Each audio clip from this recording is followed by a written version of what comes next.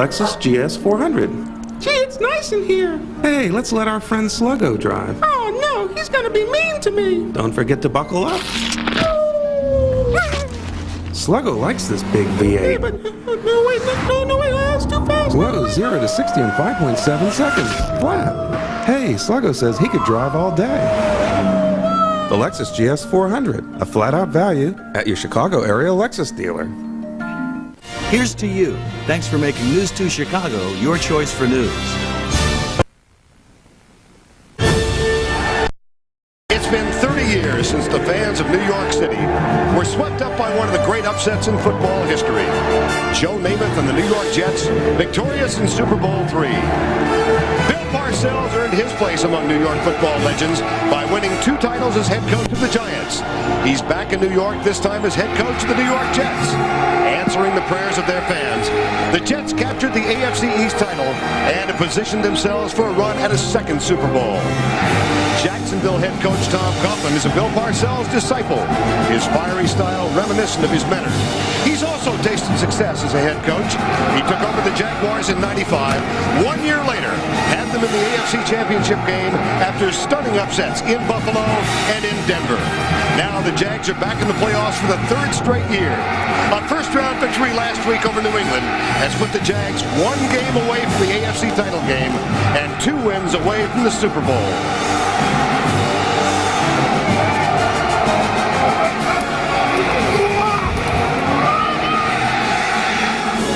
It's been 12 years since the Jets have hosted a playoff game. Today, a time this team and its fans have thirsted for. It's a battle for the final spot in the AFC Championship game as Jacksonville travels into frenzied Jet territory.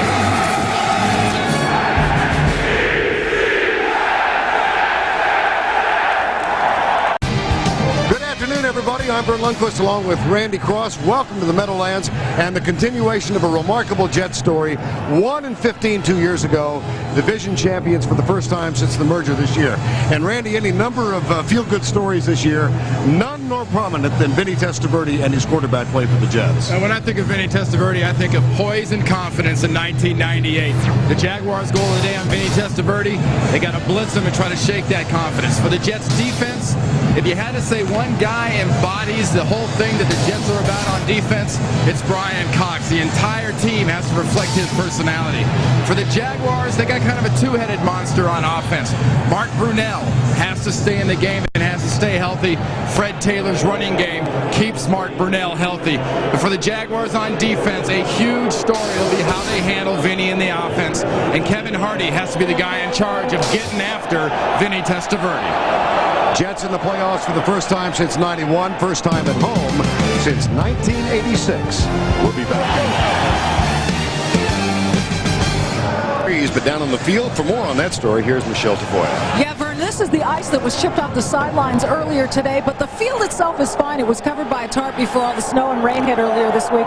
Players who were warming up told me it's springy and soft, not frozen and hard like they expected, but no one was afraid to admit how cold it is down here, and it's only going to get colder as the wind picks up, which is expected to do, Vern. Back up to you. All right, Michelle, the Jets have won the toss and have elected to receive before obviously a sellout crowd of better than 74,000.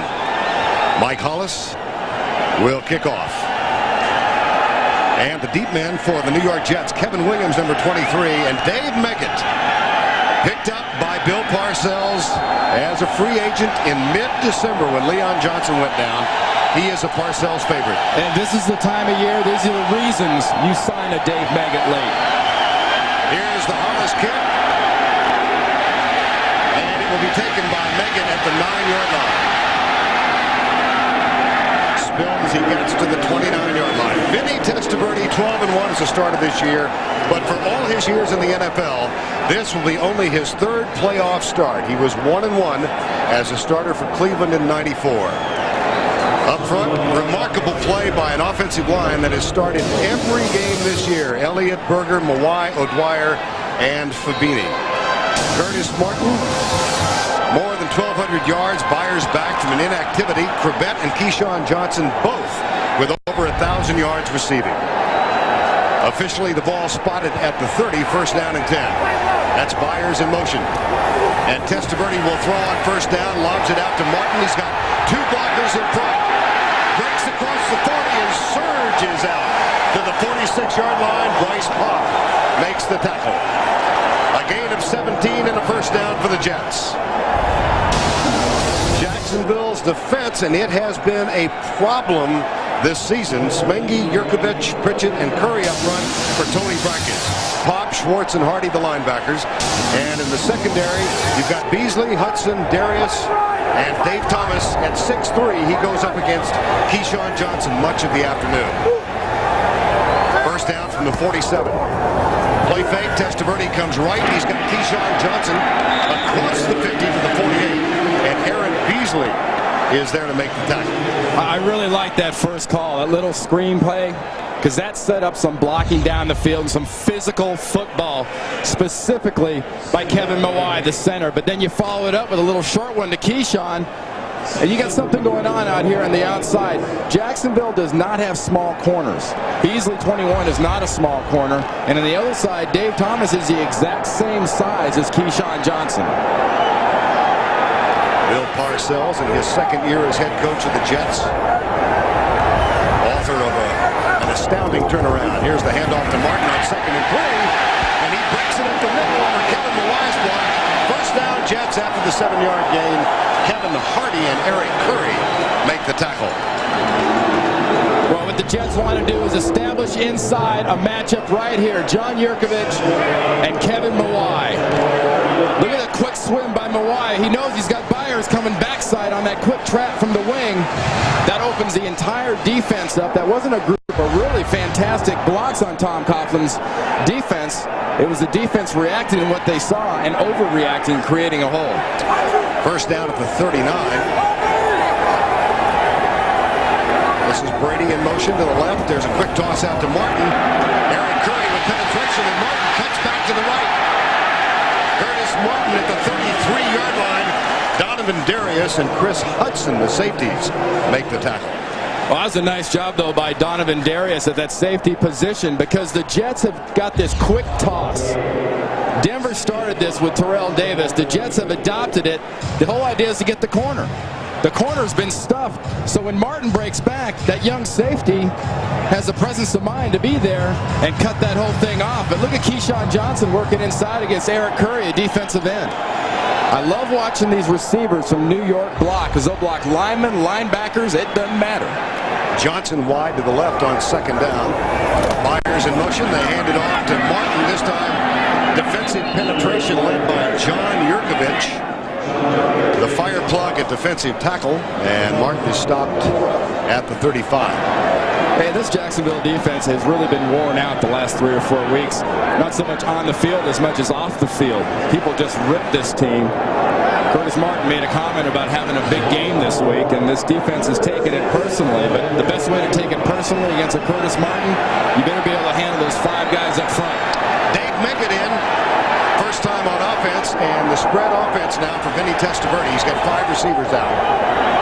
Johnson in the slot to the left on 3rd down. Here comes the blitz. Beasley coming on the blitz, and Meggett with the catch. Played, of course, for Parcells out of Towson State with the Giants. A 5th-round draft pick. Then went to New England when it was cut by the Patriots and signed by Bill in December.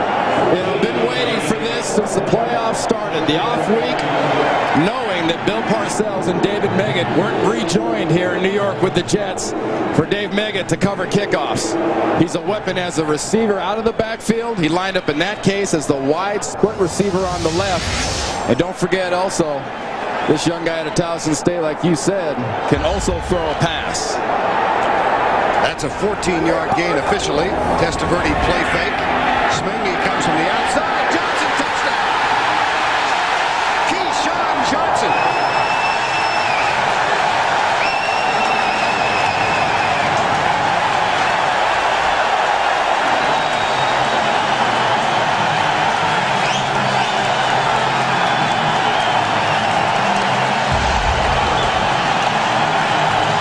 The Jets have motion. The Jets are a little spread out with Keyshawn. Vinny reads the defense And look what Keyshawn Johnson has done all alone. Every game there's a defensive back that seems to have a kick me sign on him. Aaron Beasley's the kick me sign for Jacksonville. John Hall knocks through the point after touchdown. Keyshawn Johnson, 83 catches in the regular season. His first ever in the playoffs. Jets lead by 7. There's not much space here between Keyshawn and Aaron Beasley. Watch that space grow. Safety sits. Keyshawn keeps going. Great execution and mental alertness by Vinny Testaverde to find Keyshawn. Here's the kick from John Hall. Tavian Banks and Reggie Barlow deep. This is Tavian Banks at the 5. Comes left, and the Jaguars will get it offensively for the first time at their own 24-yard line. Well, the Jets go with the opening kickoff. 70 yards. They average 10 per pop. Johnson gets the touchdown, 21 yards out. CBS is sponsored by Southwest Airlines, proud sponsor of the NFL and official airline of the Super Bowl. State Farm Insurance, like a good neighbor, State Farm is there. And by American Express. American Express helps you do more. Jacksonville first down, 10 at the 24. Mark Brunell injured in the second play toward the end of the season against Detroit. He missed, in effect, 4 regular season games. Modestly effective last week when he came back with a high ankle sprain. The big question for Mark Brunell is a matter of mobility. First down, Jets open with a 3-4 defense, and they send at 3. Brunell with time, but good coverage, and it's batted backwards by Jason Ferguson. Let's check the defensive line. You now know that Jason Ferguson is opening up a tackle. We'll check the Jaguars offense. Boselli, Coleman, John Wade, his second start. Brian DeMarco and Leon Searcy. Fred Taylor, Damon Shelton in the backfield. Keenan McCardell and Jimmy Smith in the wideouts. And Pete Mitchell is the tight end. Second down and 10. Taylor comes left. Finds a crack across the 30, out near the 34-yard line. Now their normal defensive alignment for the Jets looks like this, a 4-3. So they opened with a 3-4. Lyle, Ferguson, Logan, and Pleasant up front. The linebackers, Mo Lewis, Pepper Johnson, and Brian Cox. Aaron Glenn will play today. He's been injured with a bad ankle, but Ray Mickens starts for him. Corwin Brown, Green, and Otis Smith complete that defensive alignment. And we have a measurement. That much for the first. One thing about facing Bill Parcells' defense led by Bill Belichick is you know you're going to get variety. And right away from the get-go, Belichick there is showing Mark Brunell and the Jags offense, I'm not giving you what you're going to expect all the time. Watch on third down. Belichick will go with 2 defensive linemen, 5 linebackers sometimes. You can never predict what this guy's going to pull on you, but you've got to be able to react. Third and a foot. Double tight end set. You see the CBS first down line. Mark beyond which they must go, and they do. Fred Taylor gets the first down at the 35. Jason Ferguson with the tackle. And help supplied by Pepper Johnson and Mo Lewis. One thing about this young running back out of Florida, though, you see him twice so far. He's gone onside. And when he runs onside, he can pop some big plays. And last week, 162 yards in that wild card game against New England. He's at his most dangerous, though, when he cutbacks and thinks you're going to give him that gap. Skips across the 35 and into the hands of Rick Lyle and Jason Ferguson, 95 and 72. A lot been made that Fred Taylor, who grew up in Belgrade, Florida, and played, of course, collegiately at the University of Florida, is not used to the cold. He was telling us last night that the first time he saw snow was on a recruiting trip to Michigan State in Lansing, and he thought that Gainesville looked pretty good. Yeah, I think all that kind of stuff is just hype for sports writers personally. This kid can run. And right about now, he's forgotten that it's a little chilly. Here's Brunell with a play fake. Look at the time. And the pass incomplete, intended for Pete Mitchell. Brian Cox, number 51, was there. But again, Brunell with good offensive line play. Well, you remember what we talked about, though, that Brunell has got to stay healthy. And I'm sure the Jaguars went in thinking, hey, look, they're going to blitz them. They're going to come after him and try to knock him around. Well, what Belichick and the defense are doing are going, hey, we're not going to blitz you. You're going to have to beat us with your head as much as your arm and your feet. Mark Brunell said last night that one of the keys for the Jaguars today is how well they recognize third down defenses that Bill Belichick throws at them. 3rd and 9 here. Here comes the blitz. Brunell in trouble. Blips it out. Intended for Damon Shelton, the fullback.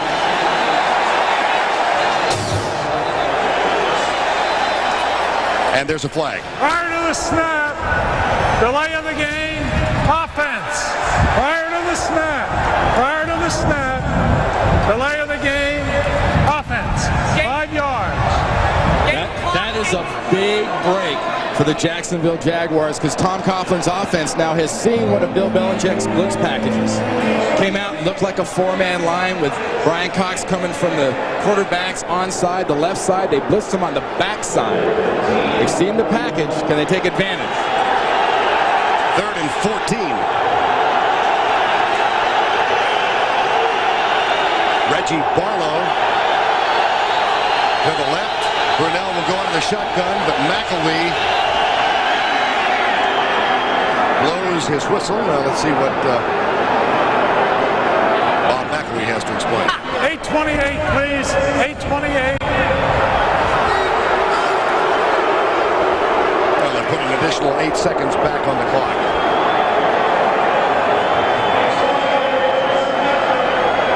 This is a Jacksonville team that comes in as division champions, first time in their 4-year history. Tom Coughlin, of course, has been the coach all 4 years. They are the more experienced playoff team between these two. Here's Brunell.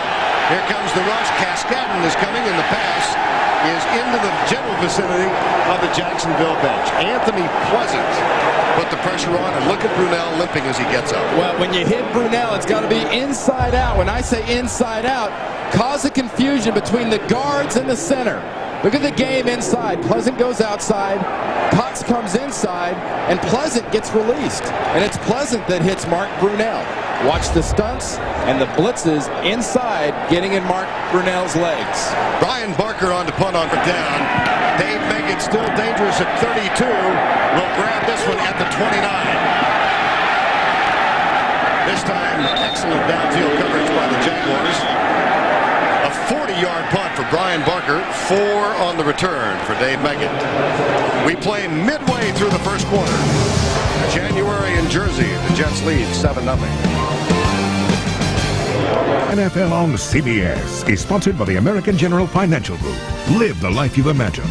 And by IBM. Are you ready for e-business? Dick Geron, the defensive coordinator of the Jaguars, said last night their goal today is to limit the Jets to 2 big plays in 60 plays. Big plays defined as a run over 15 or a pass over 20. In the first drive, the Jets had 2 big plays, 2 for 7. Here's Testaverde, handoff, Curtis Martin. Up the middle to the 5-yard line. John Yurkovich. Tuesday's world premiere movie, A Family of Cops, is threatened when a bank was murdered. Voice of one of their own. Charles Bronson stars in the world premiere movie, Family of Cops, Tuesday on CBS, America's most watched network. Charles Bronson cut down on a few big plays. Jacksonville defense might need somebody like him if Bill Parcells' offense keeps running these formations and these big plays at him. 2nd and 7. You see the first down, CBS first down line to the right. And here's Testaverde. Still perfect. Keith Byers makes the grab. And a fight is broken out at the 30-yard line. Doesn't appear that it will amount to much. Kevin Pritchett is one of those involved, and Kevin Mawai, the center, number 68. Kevin Mawai is a guy they can ill afford to lose. So the last thing you want is a veteran like that who does not have all the playoff experience in the world coming from a place like the Seattle Seahawks.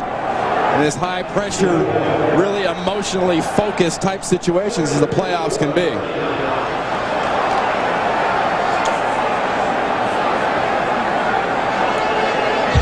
But this Jets offensive line has got a real attitude about what it wants to do and how it wants to do it. And look at Mawai go after Pritchett hit Todd Berger. This is a line that doesn't get a lot of credit, but they're a lot of the reason Vinny's played so well. 3rd and 4, and the spread offense now for the Jets. 4-man rush for Jacksonville, popped across the middle, and there is something rare. Wayne Corbett drops a pass. I'll tell you something else about that, though, is the fact that Jacksonville defense did a nice job. Watch Corbett just try to come right behind the line. But the Jacksonville defense is right there to stop him. Hudson, the safety, filling up real quick like that. That's what Dick Duran's defense needs to do against the Jets. Don't give him room to breathe.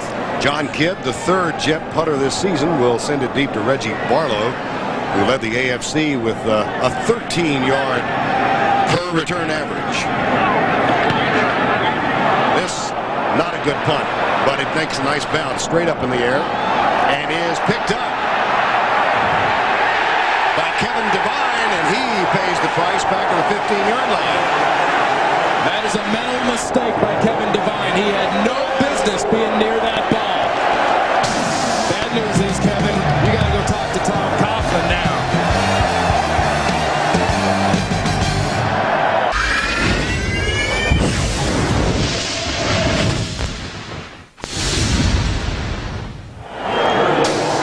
About a 20-minute drive away from Midtown Manhattan or downtown Manhattan as far as that goes. That's a 20-minute drive with no traffic, by the way. And a first down after the -10 on the return for Kevin Devine. Here's Taylor coming left. Up across the 20 to the 23-yard line. Anthony Pleasant, number 98, made the tackle. I think one thing that surprises defenses about him, about the running back Taylor, is his leg strength. He's 230 pounds. But when you look at his thighs and his calves, he almost looks like Natron Means, who used to run for this Jaguars offense and is now down in San Diego. A lot of power out of those legs, but also about 4.40. 4 for 16 in the early going. 1,200 yards in his first season with the Jaguars. 4-man rush for the Jets. Brunell across the middle. Caught by Tavian Banks, number 22. Tackle made by Chad Cascade, number 53. Chris Palmer, the defensive coordinator for the Jaguars, gives the Jets a little different look, putting the young running back out there at wide receiver and dragged him underneath Jimmy Smith. Damon Jones, an extra tight end, is split way out to the right side on first down and 10.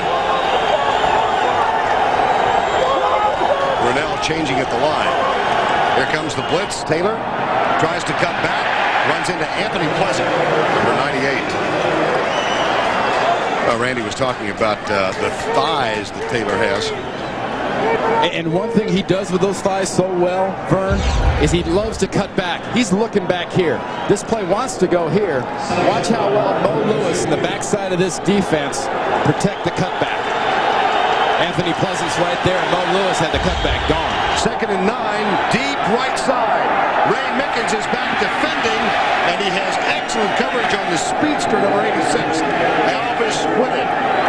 Well, it put that one in to take advantage of the 5'7" Ray Mickens, but he was right there. Hey, but you don't have an all-pro type cornerback like Glenn starting at corner. You go after a Mickens, but Mickens had so much pad, and look at his body position on this pass. Perfect body position. That's defensive corner work on a long ball. 3rd and 9. Jaguars trail by 7. Need to get to the 41. Brunell chased to his left. Pulls up. Finds his receiver. Keenan McCardell, number 87, and that's good for the conversion. Well, we've seen Mark Brunell move.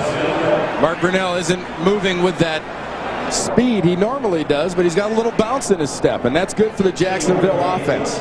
It's bad for the New York Jets offense, so if he can escape the pressure that easily and that quickly. Because Anthony Pleasant got in his face, he got the corner, and there was no threat on Brunell. First down and 10 at the 42. I formation this time, and Mitchell comes in motion. Taylor. Brian Cox, number 51, makes the tackle.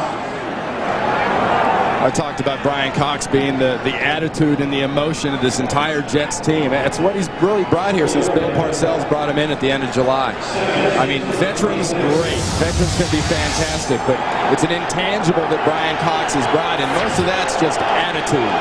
Brian Cox, an owner of some racehorses, and that's a passion he shares with Parcells. That's where they began a relationship that led to Cox coming here. Here's a handoff, and Anthony Pleasant makes the tackle on Fred Taylor. Well, Tony Baselli, the all-pro left tackle, is working against Anthony Pleasant, and so far Anthony Pleasant is keeping those pads low. He's stuffing the big guy. Look at that play. We have seen some real nice fundamental football from Jet defenders so far. People talk about how well coached they are. You've seen a couple of real nice examples of how well coached this Jet defense is. 3rd and 6, and the shotgun employed. Brunell retreats, drills it, has a man open. It's McCardell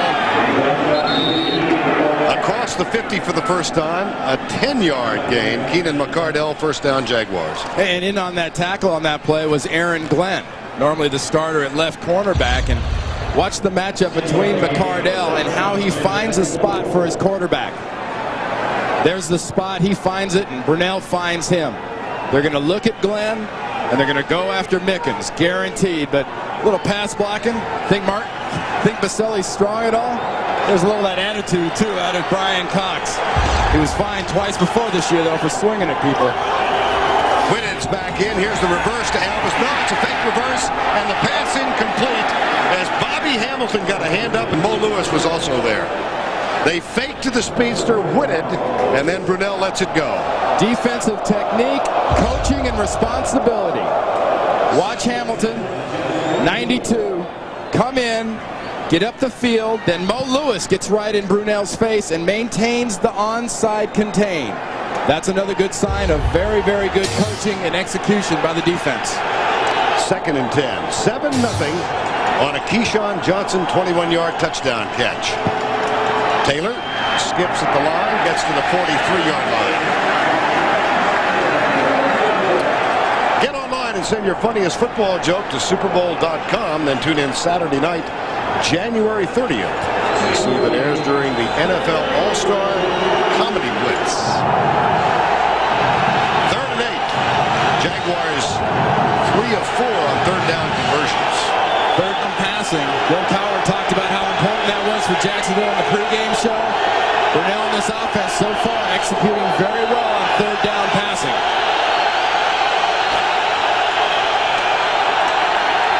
With time, batted back again, Brian Cox. Got his hand on the ball. Well, part of that attitude when you're working against a big horse like Tony Baselli is knowing when the battle might be a little bit over, but still having the presence of mind to get the hands up to block a pass, because guarantee you one thing, Tony Baselli is going to try to maul you physically. Barker on for the 2nd punt, make it back to return it, nice and high. And a fair catch called at the 6, perhaps the 7-yard line. We'll see where they spot it. Barker brings rain on a sunny day. Time call. 'Tis a chilly day in January, but almost no wind. Beautiful shots from up on top. Today's aerial coverage provided by Southwest Airlines. Curtis Martin with his heels almost on the goal line, and Bill Parcells has gone with a 3 wide receiver set on 1st down and 10. Out near the 10-yard line.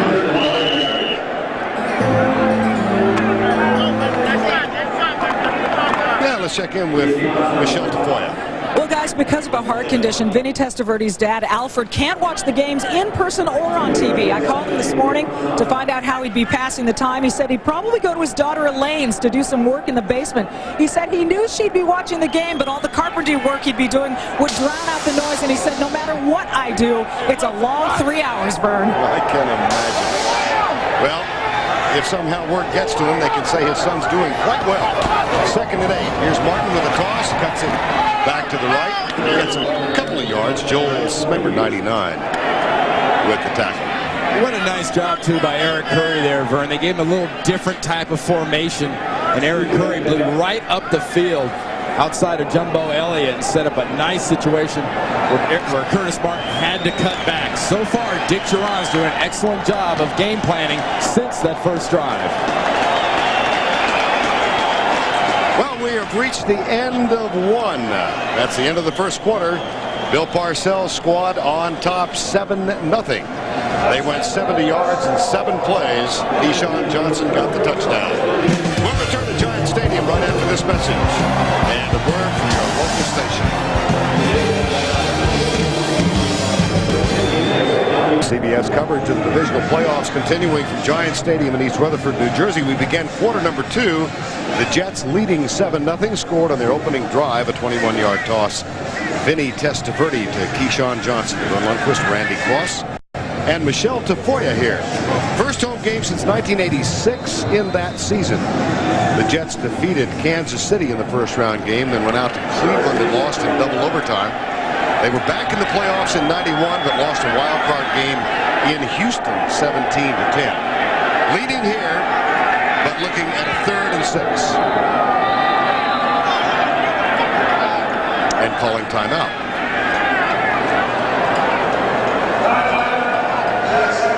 Time was actually called by Jacksonville. We'll be back in just a moment. For this coming out of a quarter break, 1, 2, 3, 4, 5, 6, 7, 8, 9, 10. 10 players on the field after a quarter break. So that's why that look on Tom Coughlin's face was a little bit more than quizzical. When we went to that commercial, he wanted to know who was it and why. Yeah, quizzical evolved into anger. 3rd and 6. Testaverde, play fake. Little pressure. Pressure coming from behind. And they get the catch to Corbett out to the 21-yard line. There is nobody better in the league than creating and finding dead spots in defenses and giving his quarterback something to hit than Wayne Corbett. Between the combination of Wayne Corbett and Keyshawn Johnson, these guys catching first down balls are unrivaled in the NFL. Because Vinny Testaverde is getting pressure onside first, and he doesn't know it, but it's coming from Curry on the backside. And look at Corbett. He finds the spot, turns his body, gives Vinny a target. Dedrick Moore in the lineup, wide to the left. Here's Curtis Martin bursting over right guard. Out across the 20 to the 28-yard line. Kevin Hardy, number 51, made the tackle. That's something you haven't seen too much out of Curtis Martin this year. You know, he had 1,200 and some odd yards, averaged 3.5 yards to carry. But this guy has not run very often with just kind of a wild, crazy abandon. And you saw him just attack the line of scrimmage there. 4th consecutive season in which he has surpassed 1,000 yards. The first 3, of course, in New England. 2nd down. Here's Testaverde. Lobs it. Eddie Mason, number 53, in defensively, and now a flag is dropped.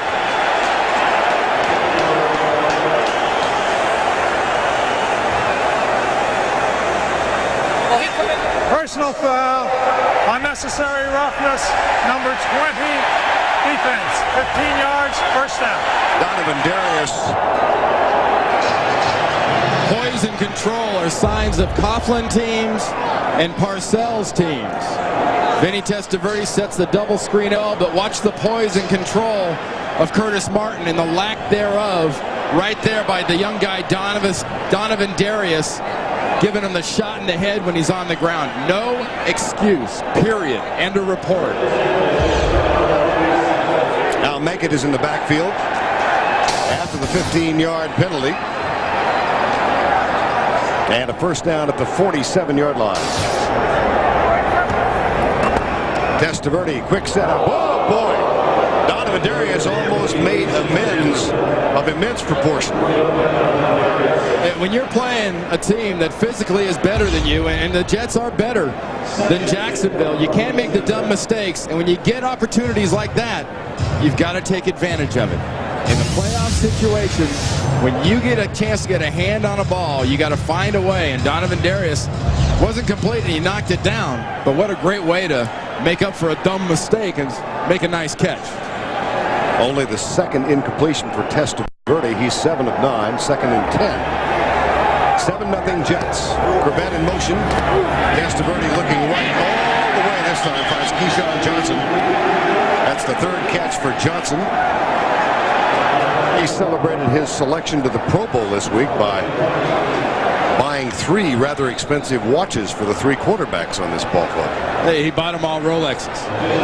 That's what I said. Very expensive watch. But I tell you what he does for Vinny Testaverde is not so much, what he brings is a guy that after he catches the ball can be physical. And you saw him right there on Bill Parcells' sideline get physical and get all the way just about to a first down. In fact, they're going to measure, see if he did get it. And they got it. That's the part of Keyshawn's game I think he's really improved since he came in the league, is learning to be more physical. He's got the size advantage. Why not be physical? And there's what I was talking about earlier on third down and getting those big catches, second or third down, but getting those big catches for a first down. Wayne Corbett. No 2 wide receivers in personality could be more opposite than these 2. But it does not carry over to their complementary play on the field. Here's Martin to the 40-yard line. Tackle made by Kevin Hardy. Tuesday on CBS, a special 2-part Jag begins when Mac investigates a Navy cover-up. Then it concludes Wednesday when a hostage rescue goes horribly wrong. All new Jags Tuesday and Wednesday on CBS, America's most watched network. Well, a lot of concern overnight, Randy, about wind. Almost non-existent. We've had a variety of atmospheric conditions here. Snow on Friday, fog yesterday, and clear skies today. Keith Byers to the 13. Kevin Hardy with the tackle on number 41. Charlie Weiss, the offensive coordinator for the New York Jets, helped design a video NFL football game in the offseason. And right now, the way he's calling plays, he looks like he's got one of those little game controllers out. And he's just kind of picking his spots. He knows he's got a good offense, and he's giving him a little bit of everything. Gave him a little Meggett, give him a little Marks, give him a little Byers, give him a little Corbett. Back split. This drive began on the 7-yard line after a Brian Barker punt. Blitz coming. Testaverde, a little pressure, pulls up and throws it away. Dave Thomas and Keyshawn Johnson. Dave Thomas said he would not chat with Keyshawn today, but I think he had a couple of things to say then. Well, when Dave Thomas is back covering a Keyshawn Johnson, too, and the old Vinny in that situation might have tried to make something happen. Vinny didn't try to make something happen, and when you're going against that matchup there, look at Keyshawn Johnson's size. He usually dominates defensive backs. There's virtually no difference. Dave Thomas and Keyshawn Johnson renew their rivalry to the left side. Here's the toss to Martin. And Martin hit behind the line and loses yardage back to the 35. Joel Smengi, who's probably destined for off-season shoulder surgery, but plays on despite the injury. Well, on that play there, he fought right through Brady. And when you see Kyle Brady in the Jets offense, pay very careful attention to Kyle Brady. Because sometimes he's at a wing tight end, sometimes he's in a slot tight end, and very often he's in motion acting as a trapper. That time, Smengi came right through the shoulder and wouldn't let Curtis Martin get the corner again on that quick toss. Corbett and Johnson come to the near side. Dedrick Ward, he is tight right, and Fred Baxter's in as an extra tight end. Johnson and Testaverde goes deep for Dedrick Ward, incomplete at the 14-yard line. Coverage from Kevin Devine. Well, I got to tell you something now, Vern. I mean, I'm enjoying this game, obviously, but Eric Curry, number 75, for a guy that's starting for Tony Brackens and hasn't played a whole lot, look at him working right there against Fred Baxter, the tight end, and getting this pressure on Vinny Testaverde. We've seen this guy, former Tampa Bay Buccaneer first-round draft choice, really coming on and has brought a serious dose of football to the Jets offense. John Hall will attempt one officially from 51 yards. Has a great leg. Accuracy sometimes a problem, but not now.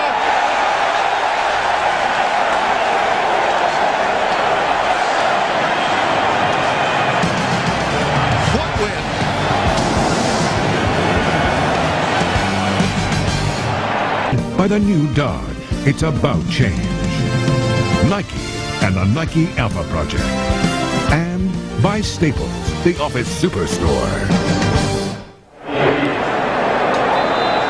John Hall has just set a New York Jet postseason record for longest field goal. And officially, they're going to give him that extra 4 inches and make it a 52-yarder. Now he will kick off, and Reggie Barlow is one of 2 men deep, joined by Tavian Banks. And this one, almost as long as the field goal effort. It bounces inside the 20. Chris Hayes. Tavian Banks. John Hall. Bill Parcells says go ahead and try it. Well, in a place where most people think, you don't kick a lot of long field goals here, but how much doubt did he have? And it wasn't like it crawled over, folks. Look at that. He had plenty of leg. Might have been good from 53. 54. I don't know about 54. Okay. 10-0. Mark Brunell and the Jaguars find themselves down. They defeated New England last week. They'll go deep left side, and this one's picked off. Otis Smith, who's having really a terrific season, compliments it with a playoff interception. That one there looked like a Meadowlands football. Phil Simms, who played a lot of years here, talks about how when you're moving in this direction, throwing towards that corner of the field, the wind has a tendency to make the ball hang up and move, and that's exactly what happened. Otis Smith had good body position on Jimmy Smith. Mark Brunell looks, throws it up, and the ball just stalls. Look at the double coverage. That ball had no business being there. They're taking their shot against Otis Smith with Otis Smith with Jimmy Smith, but he made him pay. First down and 10 at the 40.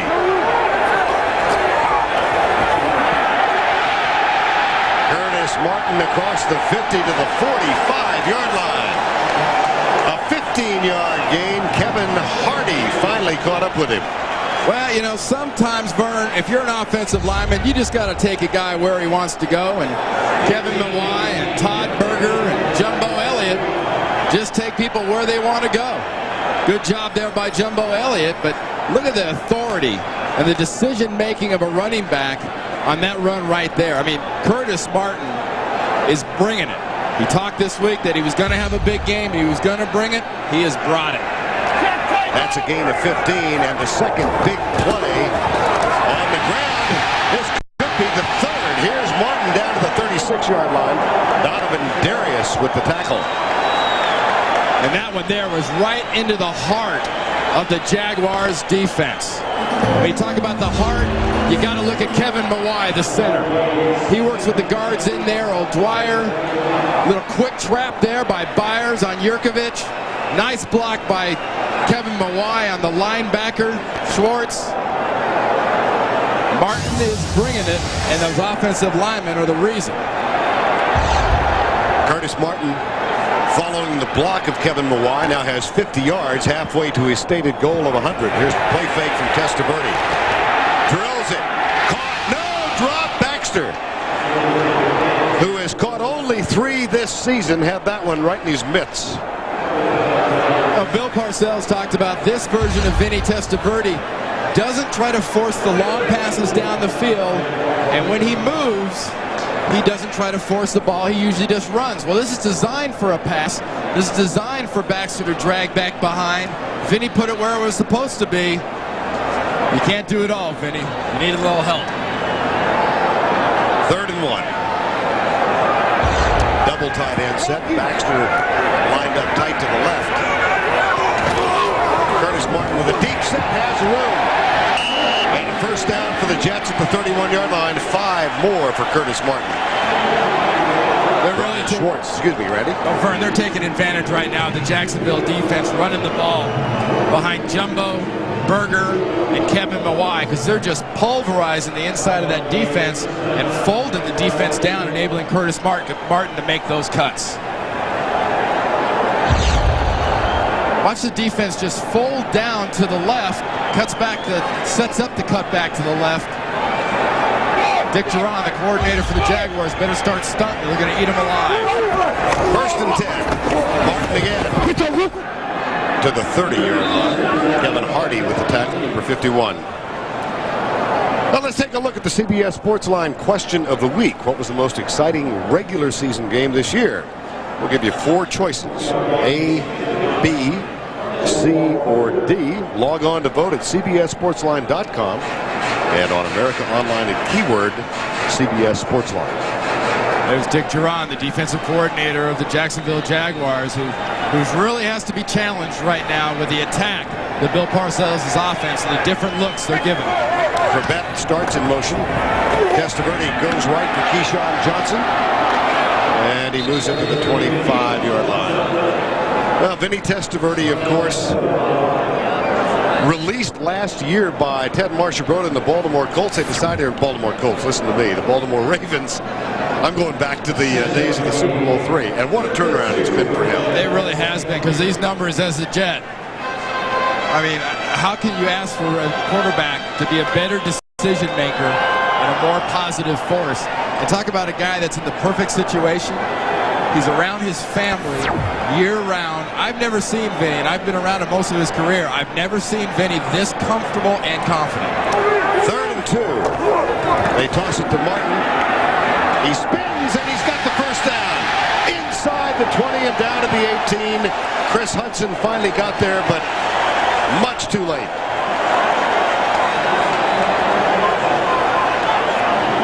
Well, some guys bring it in bags, and some guys bring it in buckets. And Curtis Martin is getting a bucket full of help from his line.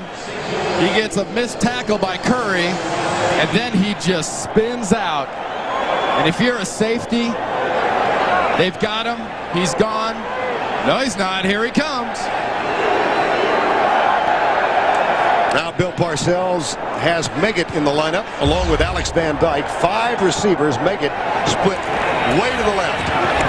Across the middle, incomplete. Dave Thomas got there defensively as Keyshawn Johnson made the stop. You know, one thing this defense needs to do more of is you need to be more proactive and not reactive. You're seeing the formations, and they're sort of sitting back and letting the Jets take this offense to them. Defensively, if the Jaguars don't start attacking Vinny in this offense, especially up in the front 5 with the offensive line, they will dictate the rest of this game with this style of physical football. Corbett goes wide right on 2nd and 10. Johnson wide to the left. They're also exercising great ball control. This, the 9th play of the drive. Here's Martin. And Randy, this is a Jacksonville team that has been susceptible to the run most of the year. They gave up, there's a flag, comes late. Tom Coughlin's team gave up 205 to Pittsburgh in the last regular season game on the ground. They thought they'd solved the problem in a convincing. Illegal motion, 2 men moving prior to the snap, and they did not reset. 5-yard penalty, 2nd down. That's a mental mistake. And you can make physical mistakes for Bill Parcells to some extent. We talked to a lot of his ex-players, and they'll tell you about how long Bill Parcells tolerates mental mistakes. That is the first penalty for New York, and it comes with 5:43 to go before the break. 2nd and 15 at the 22. Byers out. Dedrick Ward comes back in. Testaverde talking with us about the contributions of his 2 regular wide receivers, Johnson and Corbett, said, don't forget Dedrick Ward. He's won about 4 games this year with huge plays. He split to the left. Fumble picked up on 1 bounce. And here we go with Chris Hudson. He laterals back to Eric Curry, and then Dave Thomas loses it. Are you kidding me? There is a flag down at the 39 as well.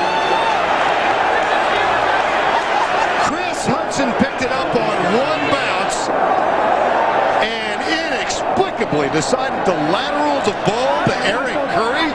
One of the cardinal sins you can make as a defender is when you make something good happen, the last thing you want to do is try to make something better happen, and it ends up being negative. And Tom Coughlin's football team has showed a little lack of poise in this half. 10 guys on the field, a late hit by Darius, and that is another mental lapse by Hudson. There's no excuse for that. You just do not do that at the end of a big play.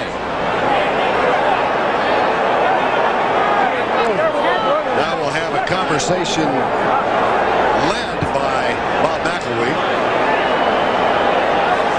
Joel Smengi is the man who made the hit on Curtis Martin that started all of this. But the question here too has to center around if it was a forward lateral or not when Hudson threw it, because Hudson looked back and thought he saw somebody, Dave Thomas, but by the time Thomas, I think it was, got by him, he was in front of him. There is no foul. The fumble recovery is good. First down.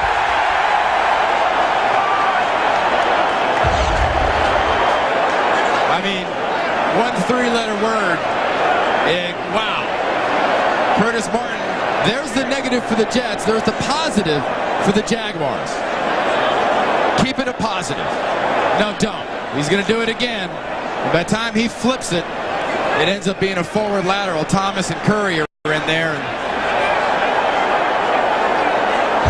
that is lack of poise and lack of control. And Coughlin, like Parcells, does not tolerate mental lapses.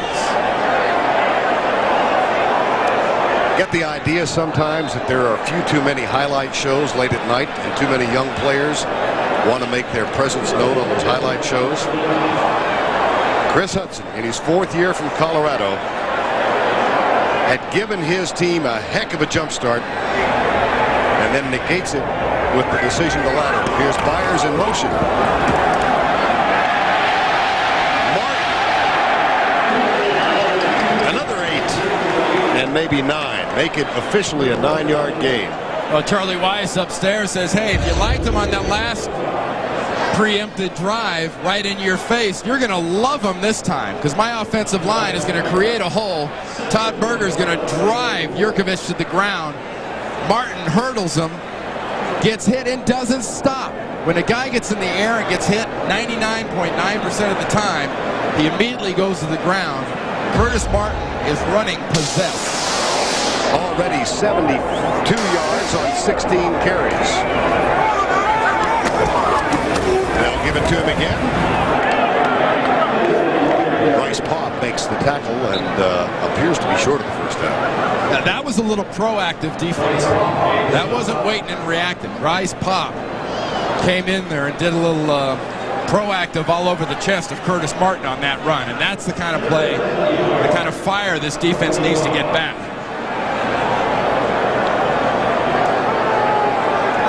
Jets are 4 of 6 on 3rd downs, and they've got 3rd and less than a foot here.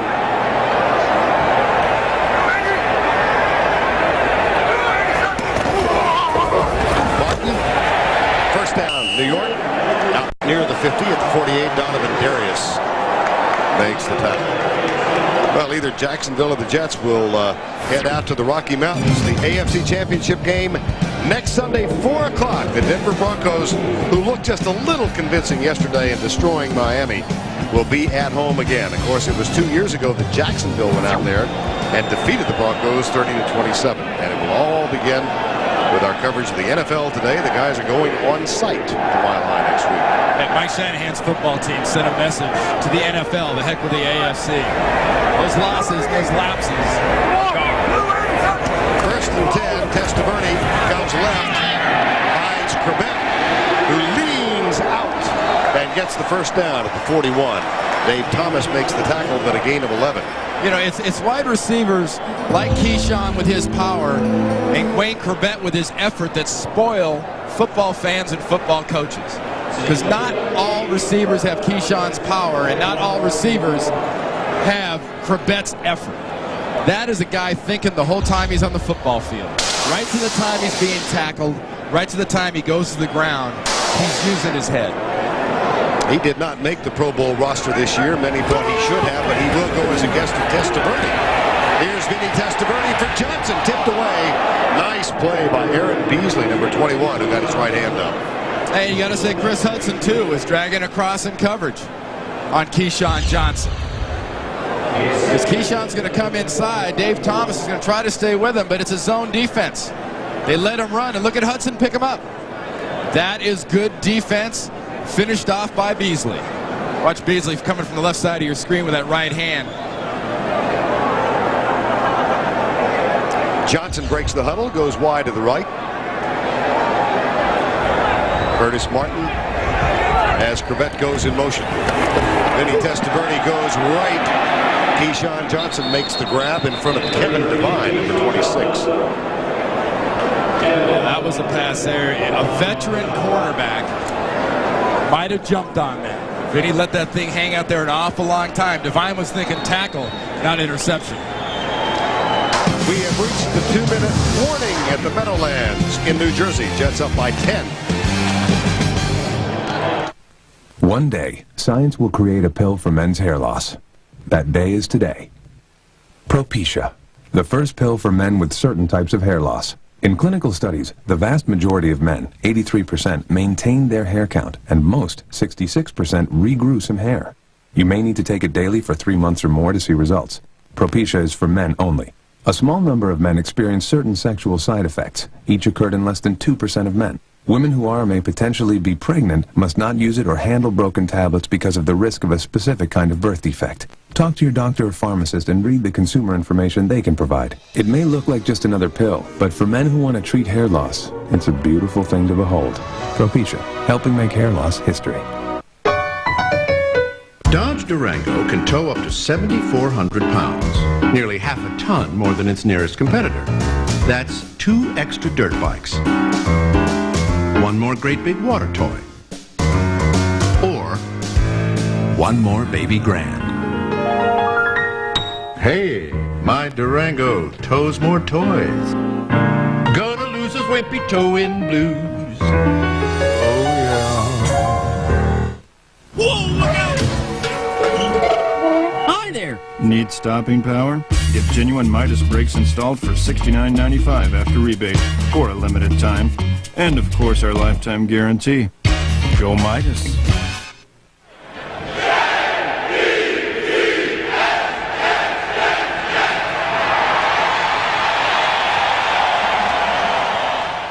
The home of the NCAA Basketball Championship, CBS Sports.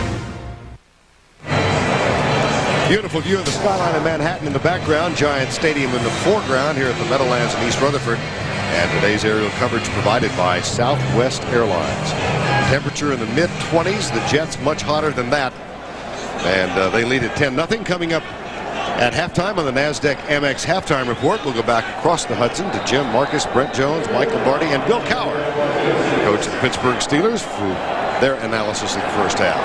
Jacksonville has to limit the Jets here. They can't let them score because Vinny and these Jets have dominated the first half. That's domination right there. More than double the number of plays, more than double the time of possession.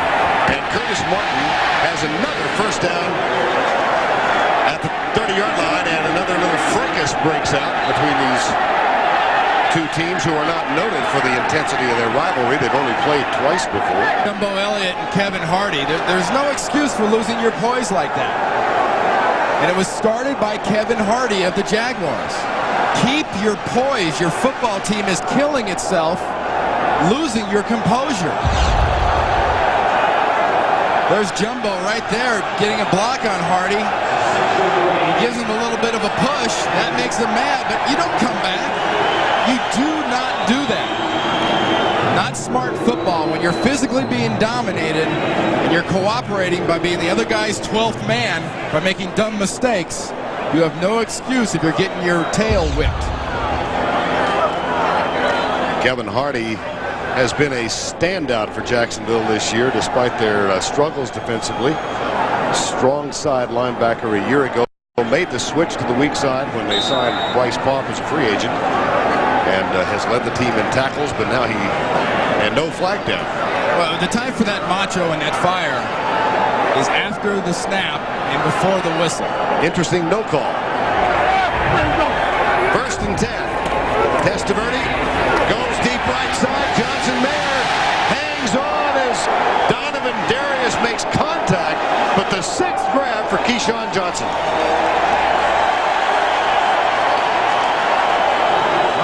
possession by Keyshawn. Good job by holding on to the ball. But look at the rope that Vinny Testaverde puts this thing out on. The young cornerback takes the bite. Donovan gets the hit. But Vinny lays it in the perfect spot between the corner and the safety. And kudos to Keyshawn for holding on to that one. That was Kevin Devine who lost his balance, shall we say?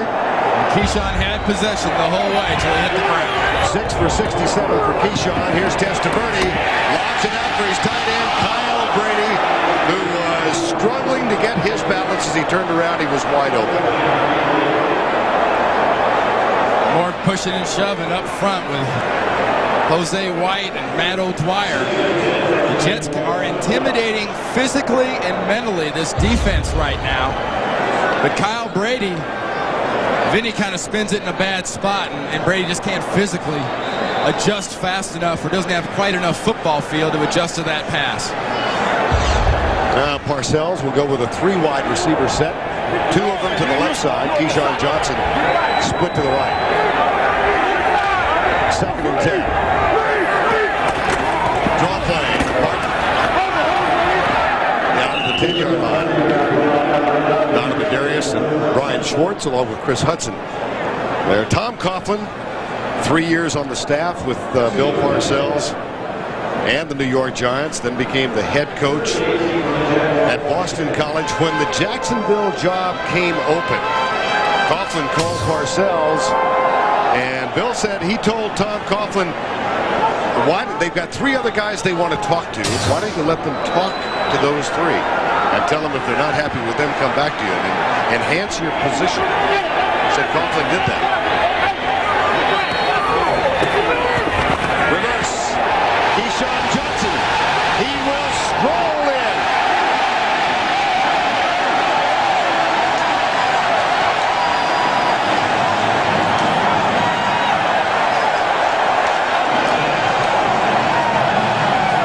When you're in a situation as an offense where you are physically beating somebody and mentally you know you're in their heads, you can count on overreaction. The Jaguars defense overreacts to the onside, setting up Keyshawn Johnson, who's got a convoy out in front, just steps across, and despite Dave Thomas's hit, which is in the end zone, it's a touchdown. Keyshawn Johnson ran twice in the regular season. He gets a touchdown on the ground. That's his 2nd TD. He's gone both routes. Hello, welcome to Dodge Durango 101. Today I'll be covering the 5.2 and 5.9 liter Magnum V8 vis-a-vis Durango's superiority in the class structure of domestic compact sport utility vehicles. You're not listening. You're just staring at the Durango, aren't you? Aren't you? Why do I even bother? I don't know. I'm just standing up here like a big doofus. Hi, I'm Doug Flutie, pro football player and father of an autistic child. A lot of people buy Flutie Flakes because a portion of the proceeds go to help autistic children. But there's another way you can help. Dial 1010-220 when you call long distance. You can talk up to 20 minutes for only 99 cents. And every time you use it, a donation will be made to the Doug Flutie Jr. Foundation. So dial 1010-220, talk up to 20 minutes for only 99 cents, and help some great kids at the same time. It's a win-win situation. I wish football was this easy. What makes CBS America's most watched network? We've got TV's funniest comedy. Some people would consider Canoe Ride romantic. Guess you didn't see Deliverance. Outstanding dramas. You asked for an angel. The most talked about news shows. The #1 movie night on television. The best news show ever. And the greatest TV viewer of all time. You. Thanks for making CBS America's most watched network. The NFL on CBS is sponsored by Propecia. Talk to your doctor today. And by 1010-220. Back at Giant Stadium. And the New York Jets dominating. Check this out. They have run 20 consecutive offensive plays. It's just a mental and physical domination so far, not only by the guys on the field, the guys in the boxes. Charlie Weiss and Bill Belichick are having fabulous first halves, and the Jaguars, in their non-defense, they're helping the Jets an awful lot. 9-play drive, and then it must seem like light years ago that Chris Hudson picked up a Curtis Martin fumble and returned it, only to lateral and lose the ball back. Here's Reggie Barlow. Marcus Coleman comes over, and Chris Hayes, they make the tackle at the 35-yard line. That one return of a fumble, the only time that Jacksonville has touched the ball in the last 20 plays. They wanted freedom. The town wanted order. Hand down. But the harder they try to control them, We do things round here my way. the harder it is to stop them. Let's roll! On January 15th, shake up the system. Sex and football. I raised you to be a winner. Varsity Blues. Thank God I like sex. Rated R. Starts Friday, January 15th in theaters everywhere. Good morning. I'd like to cash in my miles for one ticket to Paris, France. I'm sorry, sir. Your miles have expired. I've been charging on my Visa card for years to earn this trip, and now I'm gonna have to pay for the ticket. It happens. Paris. Visa says you're over your limit. Visa, it's everywhere you want to be.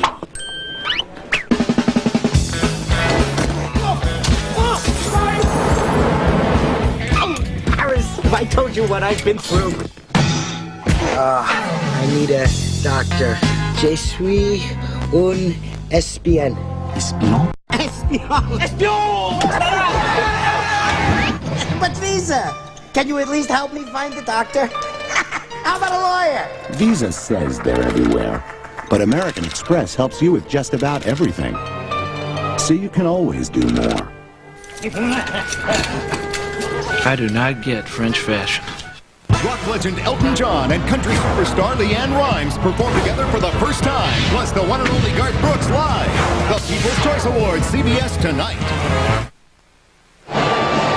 Well, here's Keyshawn. Watch the defense react that way, and check out Kevin Mawai, the center for the Jets. That release has to tell a defense no other thing but, hey, I'm going downfield. But the Jag defense reacted so hard onside, there was nobody to see Kevin Mawai get out. 21-yard touchdown catch and a 10-yard touchdown run for Keyshawn Johnson. Here's a handoff.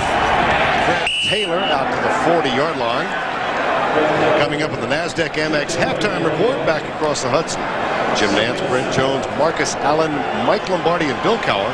First half analysis. That's coming up shortly. Here's Brunell. That's his fourth completion and the first catch for Jimmy Smith, number 82. Clock is stopped after the 8-yard gain. Jaguars have 6 seconds remaining in the first half. Sampras versus Agassi. Sampras prepares a serve. Agassi rips a return. Sampras runs it down. Wow, what a backhand. Sampras cross court. Agassi down the line. The crowd goes wild. Hey, the ball boy won't give Sampras the ball. Tennis, get in the game. 17-0 Jets lead over the Jacksonville Jaguars. Tom Coughlin, Mark Brunell having a quick chat. One timeout left. It's just a situation, Bill Parcells' defense, nobody gets behind you. Your defensive backs that are going to go back to as far as possible. Corwin Brown will be the deepest man. Deepest, then the deepest. That's Corwin Brown right there. No one gets behind you. Jets bring 3. Brunell up. Deep left side. That's caught. That's a touchdown. Oh my gosh, 52 yards. Jimmy Smith over Otis Smith. Well, we've seen some mental lapses out of the Jacksonville Jaguars, cost them some points, but Tom Coughlin's offense right there, and their coordinator upstairs, Chris Palmer, everyone's thinking Big Ben. Don't let anybody get, they're going to lob it up there. Jimmy Smith just flat gets it down the sideline. And Mark Brunell, I talked about at the beginning of the game, throwing that deep ball well. That was perfect. Mike Hollis for the extra point.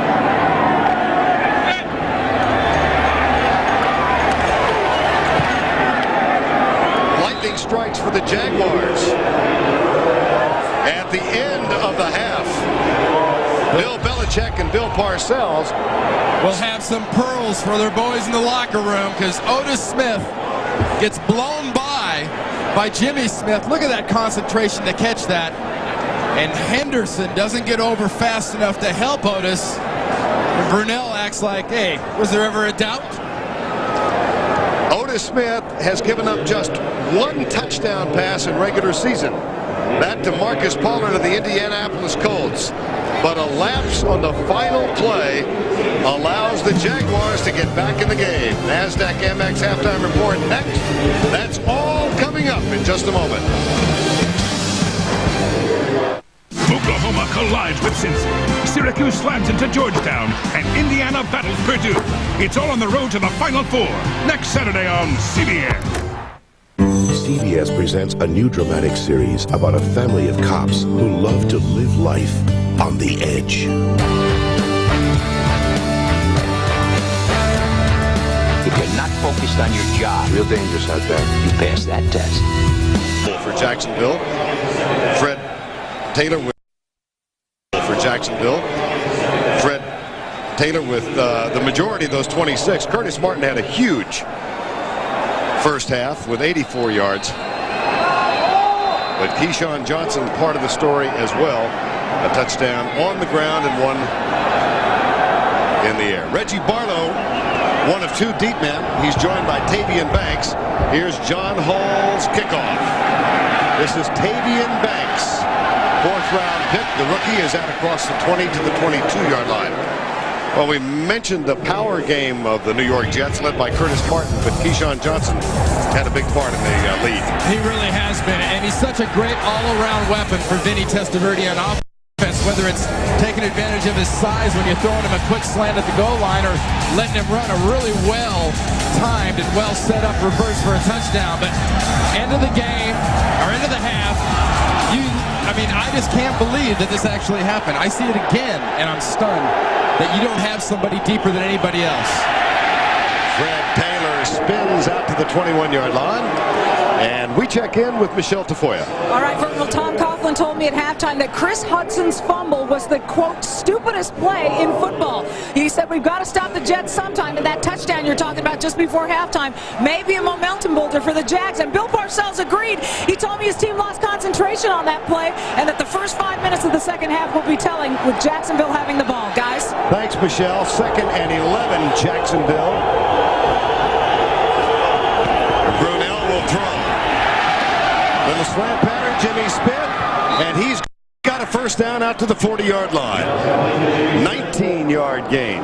Hey, the most glaring mistakes Jacksonville's made have been mental, and their biggest plays have been physical. The long bomb to Jimmy Smith, and then this one right here working against Ray Mickens against that zone defense. Settles down right in that slot and then heads straight up the field. You hear that overused term north and south running? He was headed north. Mickens favoring a knee. Aaron Glenn is on, and he's got a bad ankle. Here's the handoff to Taylor. Out to the left side near the 43-yard line. Pepper Johnson, number 52, makes the tackle. The key really to me at the early part of this second half, like Bill Parcells talked about, that the first 5 minutes being key, is Jacksonville has to prove to the Jets that they can physically stay with them. They can physically impose a little bit of hurt on a Jets defense. 2nd and 7. Taylor again. This time he comes right. Out near the 50. He stopped just short of the 50 by Mo Lewis, number 57. And another little disagreement breaks out. Damon Jones and Victor Green. Vern, the officials are being extremely lenient with these guys throwing punches. It's not like it's people grabbing jerseys. We're talking about some full-on hand shots to the face. Victor Green from Akron, leading tackler. After the last 2 or 3 years, the numbers of his tackles have gone down this year. Here's your opportunity to prove that you can physically stay with this defense. Split twin receivers to the left side. Brunell with a play fake. Pressure coming from Anthony Pleasant. He goes deep, and it's picked up by Coleman Brown.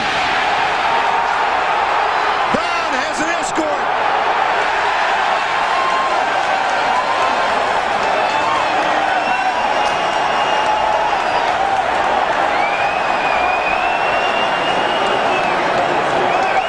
It looked for a moment like McCardell was open. He was wide open. That ball floated again, going in the same direction Brunell threw the earlier touchdown. This ball gets in the air and it hangs. Jacksonville was in a situation where they needed ugly and power. They gave you cutesy. They paid for it. I don't like that at all. 17-7 Jets. They get a big interception from Coleman Brown. That's his second of the season. First ever in the playoffs, of course. And here's Vinny Testaverde. Pumps once, then goes down the middle for Brady. Nope. Popped by Chris Hudson, number 37. And that's how dangerous Vinny's really gotten as a quarterback for the Jets, is if you're not going to put much pressure on him, you're going to let him stand back there. He'll drop it where it needs to be dropped. And he drops it to Kyle Brady. It goes through his hands. Part of the penalty, Mr. Hudson applies the penalty. Speaking of drops, that's 2 for Brady. Second down and 10. It's 1 drop. The other one was an awful tough adjustment. Okay, all right. Okay. Here's Testaverde. Here's Curtis Martin. There's O'Dwyer leading the way inside the 25. A gain of 16. Beasley and Thomas for the tackle. Talked about Jacksonville getting a chance to physically send a message. Kevin Mawai, Matt O'Dwyer, Todd Berger. They get a chance to send their message. Mawai gets a block. O'Dwyer gets a block. Berger pumps into Martin, then he gets a block. They're trying to send a message now to Jacksonville that it might be another half, and we're going to come at you exactly the same way. First down just inside the 25. Byers and Martin in the backfield, and Trebek in motion. Play fake for Testaverde. Deep in the right corner, and that one's thrown away. Byers flying down. Eric Curry had pressure on Vinny Testaverde. You can tell a playoff game, the sideline's a dangerous place to be. Cameras and everybody else bumping into Keith Byers as he ran through the sideline there. And you don't see teams do this type of thing with a player like Keith Byers very often. Going deep in that opportunity was a nice play call. Took their shot, and he almost took out a couple camera people. And the other side of the field, Joel Smingy limping off the field, number 99. And Lamanzer Williams has taken his place.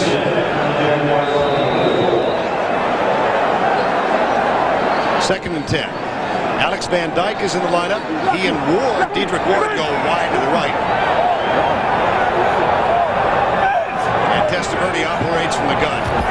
Here comes the blitz. He gets good protection. Johnson got it! Down at the 1-yard line.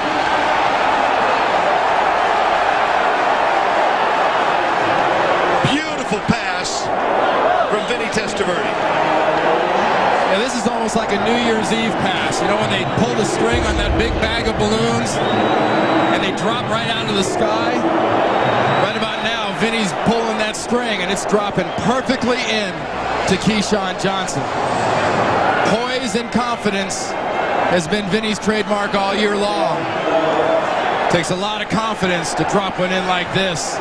Confidence in yourself and confidence in a receiver with a lot of ability. First and goal. Brady leads the way. Play fake. Testaverde flushed out. Run or pass. Run. Out of bounds.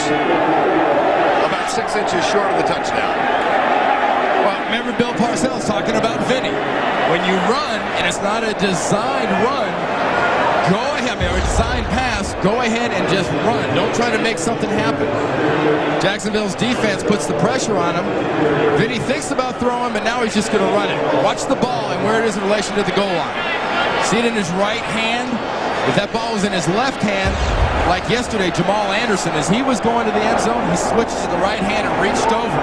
Vinny had it in the other hand, and the ball was out of bounds. Myers to the right. There's the toss to Martin. Down before he crossed the plane.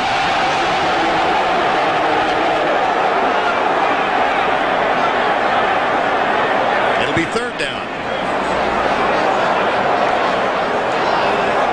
Kind of looked like a skid and reach by Curtis Martin. Knees down, skid, reach. Very nice call by our officials. That knee was down before the reach post skid. Look at the knee, look at the ball. Knee, ball, excellent call. No one mistaken Curtis Martin's head for the football, as happened here with Seattle and the Jets. They'll try it again. Touchdown!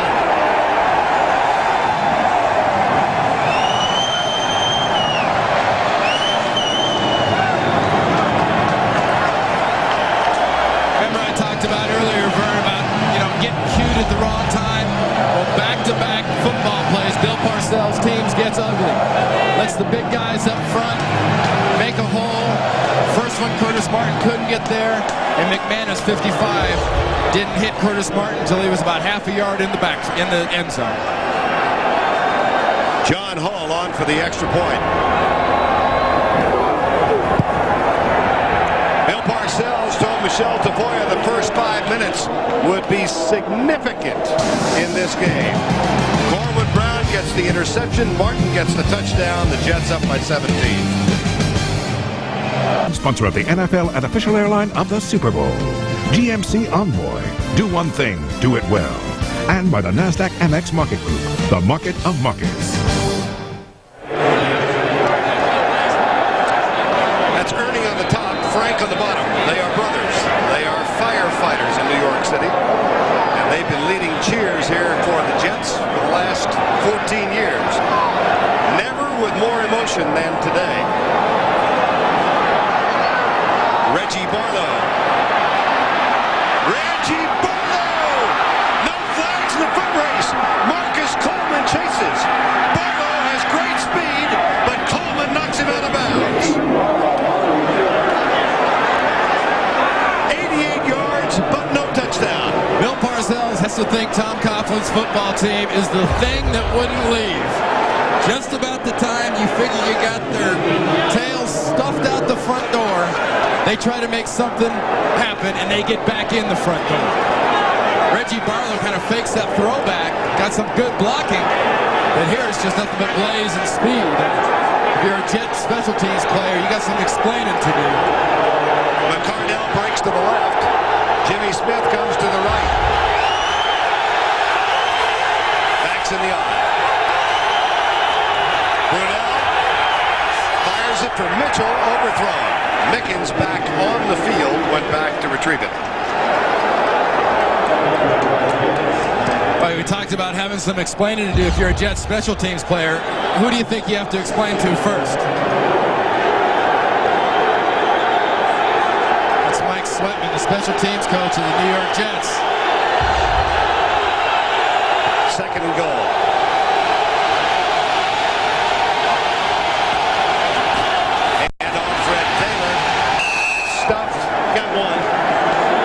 Ferguson, number 72, with the tackle. Remember I said earlier, Vern, about not making a negative out of something that's positive?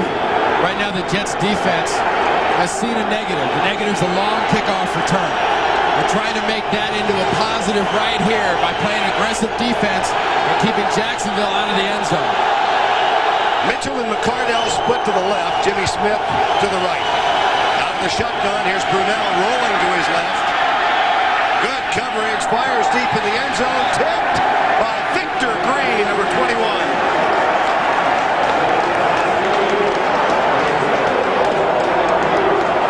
Tom Coughlin's going to go for it.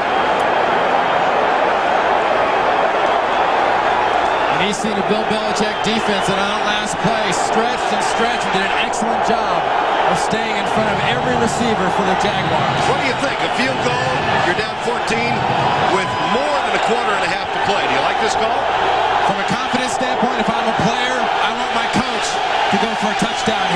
this game. Brunell, little pressure, fires it. Caught, touchdown. Keenan McCardell, number 87, on 4th down. Now here's a small irony. In 1992, when Bill Belichick was the head coach of the Cleveland Browns, he cut McCardell 3 separate times. That was a great call by Tom Coughlin, risking everything in a game he needed to get back in. Mickens is tight. McCardell catches it, and he can't be pushed out by Henderson before he's got the ball. He's across the goal line. Hollis for the extra point. Barker will hold.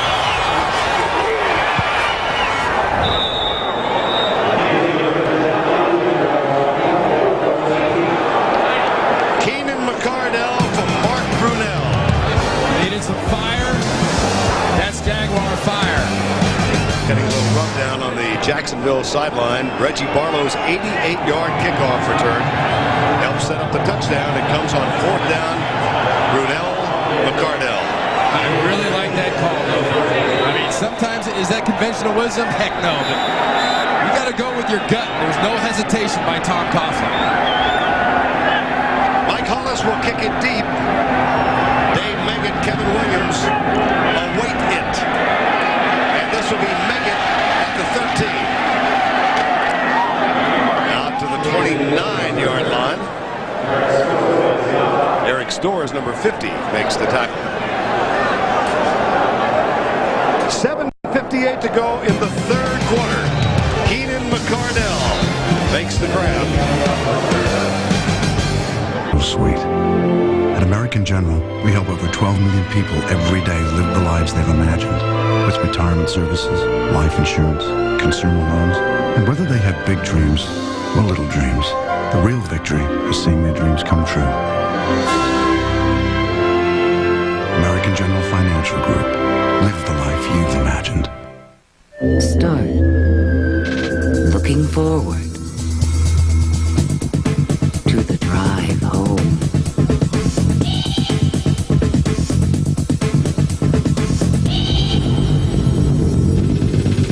Stop commuting.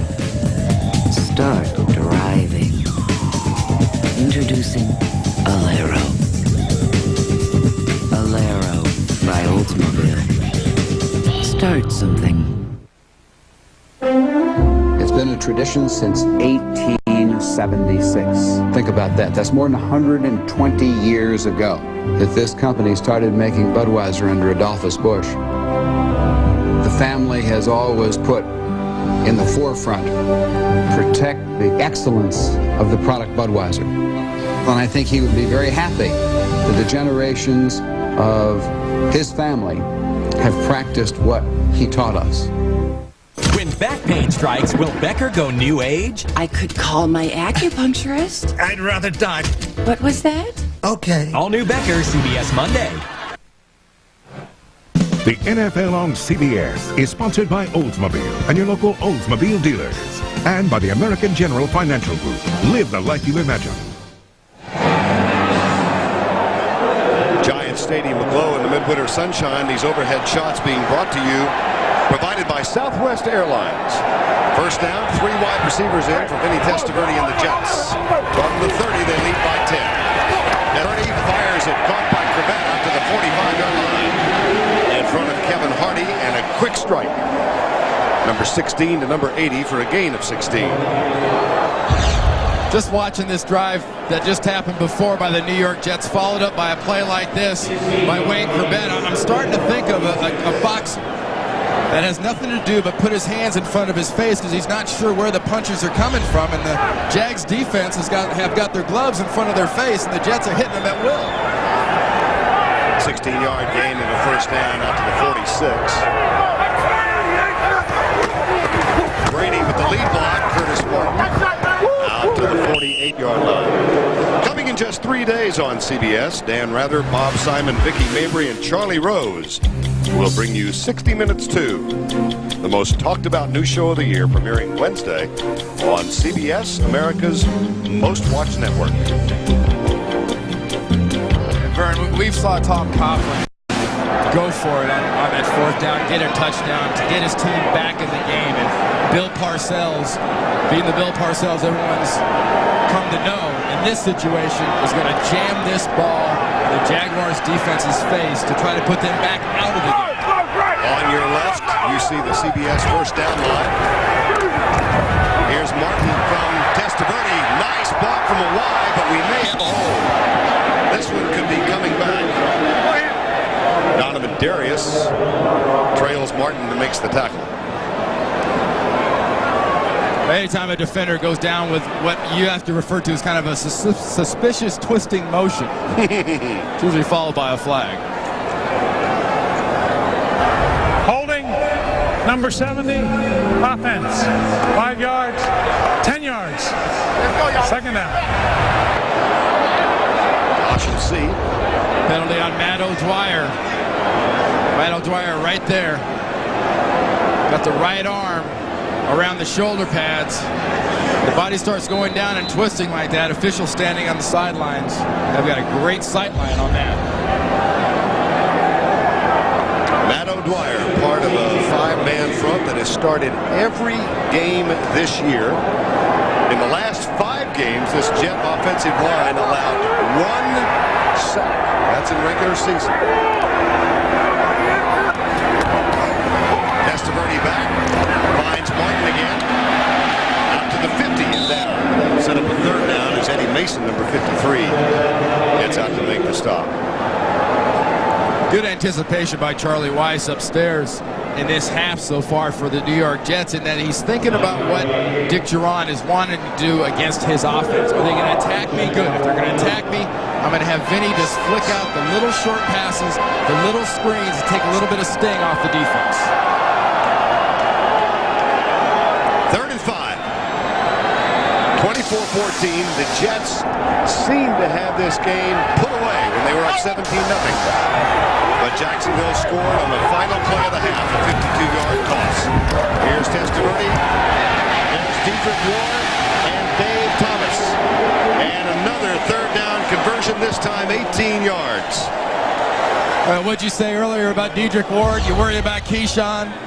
You worry about Wayne Corbett. And just about the time you concentrate on just those 2 guys, all year long, Dedrick Ward has come in and made big, important plays. And you saw that pad that Thomas was giving Dedrick Ward. That's respect to the speed. But Dedrick Ward is developing into a receiver that's not just a fast guy, but also able to go inside over the middle and make those kind of catches. Second year out of Northern Iowa. First downs, amazing. Byers in motion, play action. Testaverde, Curtis Martin with the 21. You see a first down that out of whack, about 23-8 now. If this is a first down for Curtis Martin and the Jets, I mean that's a tail beating of biblical proportions when you're talking about a playoff game. That's dominance, and that usually means a team with a 23 is a very physical, well-tuned machine. Now the stretch of the chain. Well, recall that back over one stretch in the second quarter, the Jets had 20 consecutive offensive plays. First down. That string interrupted when they had a Curtis Martin fumble picked up by Chris Hudson, who returned it, then tried to lateral to Eric Curry. Look at this, almost 29 minutes. All those stats you've seen on the screen, folks, normally in a normal football game says 35-0, 38-3, kind of like that game yesterday in Denver. But it's been mental lapses on both sides of the ball that have kept this score where it is at 24-14. Ringo!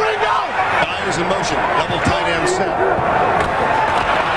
Blitz coming, Testaverde reads it, flag is down, and Brady is as well.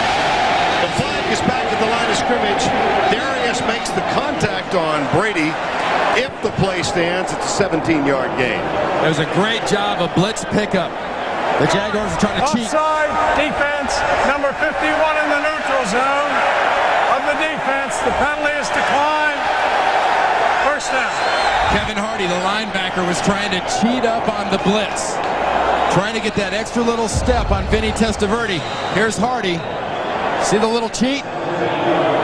Even with the cheat, he couldn't get there in time to prevent Vinny from getting this off. But look at Donovan Darius lay that lick on Kyle Brady. That's mutual agony. That didn't feel good for either guy. Brady with the smelling salts in the Jet bench. He just told the trainer to tell Coach Paterno I'm fine. Played a few years in State College. Time has been called.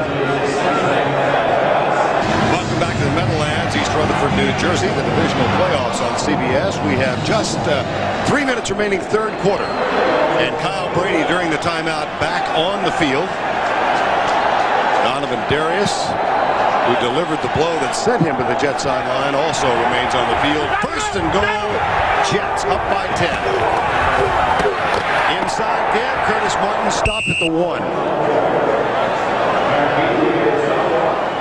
What a great answering drive by the New York Jets. Tom Coughlin's football team put those points on the board, but Bill Parcells has come out, and whether they've attacked or whether they've sat back, Vinny Testaverde has made this Jags defense stay on its heels. Even the time they blitzed, when Kevin Hardy's coming, they lowered their hands to take a swing. Just about that time, Vinny dropped one in there to Brady. Second and goal just inside the 2. Nick Giron, defensive coordinator of the Jaguars. Here's that toss play to Martin. Byers tries to help. That's touchdown.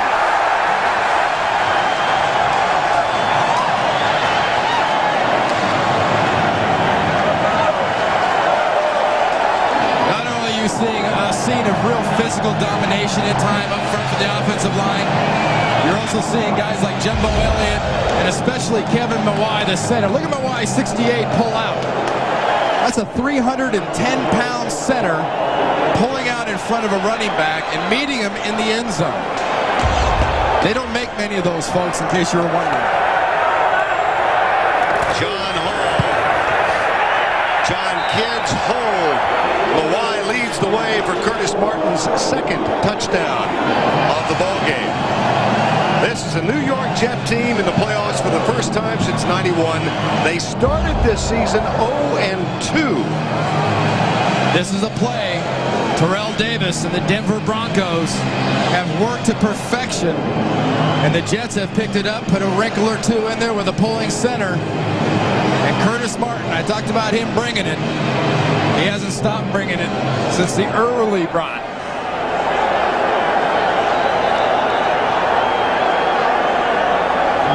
Martin with 93 yards, 2 touchdowns now. And the New York Jets, winners of their last 6 in a row, and winners of the division title for the first time since the AFL-NFL merger in 1970. You know, this is a tough situation for the Jaguars offense, too, for as much as we keep talking about the Jets offense, mainly because Tom Coughlin's defense is on the field so much against them, the Jags offense has to almost re-stretch and re-warm up every time they leave the field because the Jets are on it for so long when they have the ball. 2:16 to go before the end of the third. Barlow returned one 88 yards last time out. Bobbles this one. And pays for it. Rob Holmberg, number 50.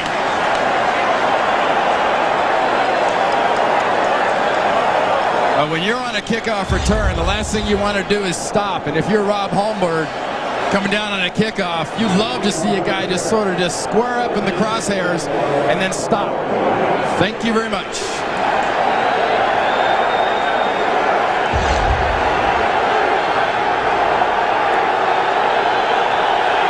Martin gets a rest between Meggett and Byers. Here's the toss to Fred Taylor. And Taylor spurts out across the 25. That's a first down, Jacksonville. Ray Mickens gets there, but Taylor with his longest run today, a gain of 16. And the best part about that is you saw Jamal Anderson yesterday for the Atlanta Falcons deliver a couple of straight arms and show his upper body strength. And we've talked about the lower body strength of Fred Taylor. Watch his straight arm on Corwin Brown. Bip. Little face massage, little shoulder pat, out of my way. First and 10. Mitchell in motion and Brunell back to throw. Finds the tight end out to the 7-yard line. Monday on CBS, Ray Romano and Kevin James team up to host CBS Tailgate Monday. It's a night of all new episodes and special surprises. So don't miss Cosby, King of Queens, Raymond and Becker, CBS Tailgate Monday. It's the only game in town on CBS, America's most watched network. Brent Taylor into the arms of Mo Lewis, number 57, who is Pro Bowl bound this year. Hey, really, if you followed the Jets at all or followed the NFL for long and don't know about Mo Lewis, he's one of the great stories, finally getting to go to a Pro Bowl and being recognized for how good this guy has played football over these years. Even the years they were suffering and playing poorly, Mo Lewis was the defensive highlight reel for the Jets. CBS first down line just inside the 40. Brunell hands it off to Taylor, who heads left and is nailed. Brian Cox, number 51. Well, there's another example of cute. Remember the one that was an interception earlier? That was an attempt at cute on a short yardage play, and there's another one on third down, going to try to be cute and trying to be different and not being physical.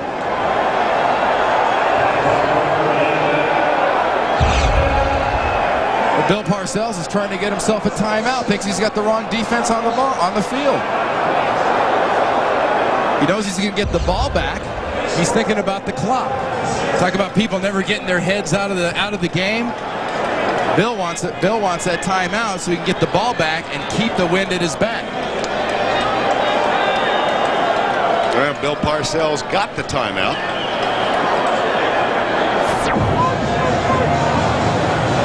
Well, it's a pretty good formula. You come there one year and, you know, fourth year you go to the Super Bowl. He's got a team this good that at this rate will get a chance to play for the conference championship. He did a strong job last time in New York of building a football team and really bringing some strong tradition back to the New York Giants. But this is beyond his expectations, and I think even the most rabid Jet fans' expectations, what the Jets are doing this year. Brian Barker on the punt, nearing the end of the third quarter.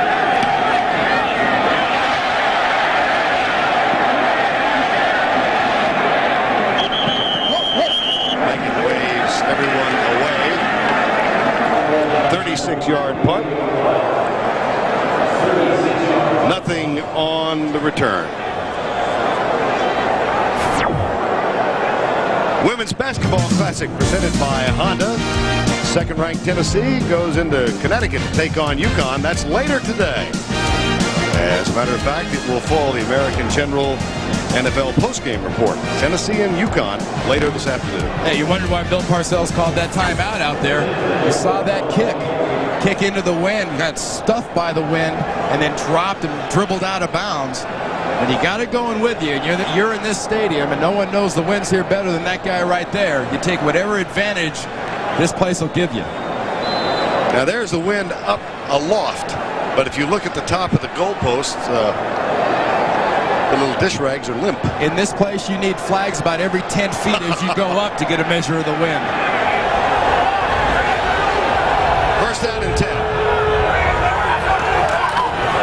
There's the toss. Curtis Martin out to the 35-yard line. Arias makes the tackle, a gain of 7. Curtis Martin said he was going to rush for 100 yards today. Guess what? He's at an even 100. He's got a quarter to add to his total. That's the end of 3. 31-14 back at Giant Stadium after this message and a word from your local station. 31-14 as we start the fourth.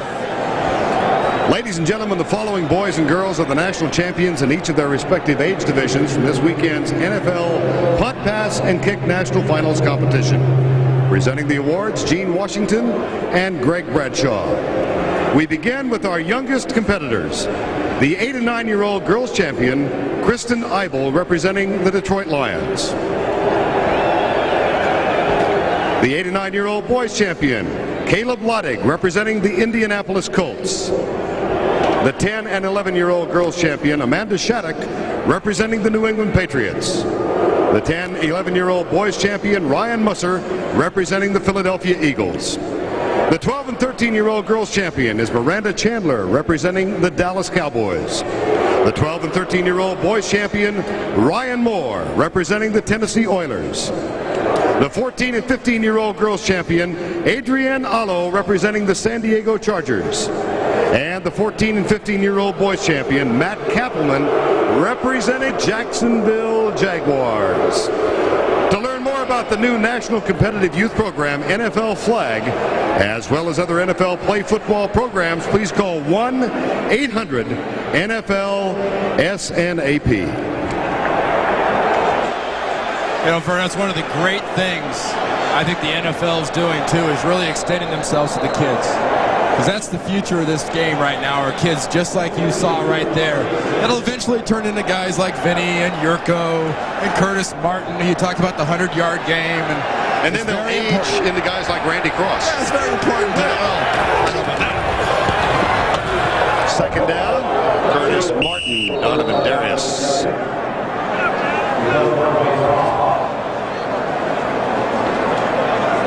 In the fourth quarter this season, the comparisons between the two quarterbacks, pretty stout. Oh, they're number 1 and 2 in the AFC. But, you know, I'll tell you another little gem of a stat.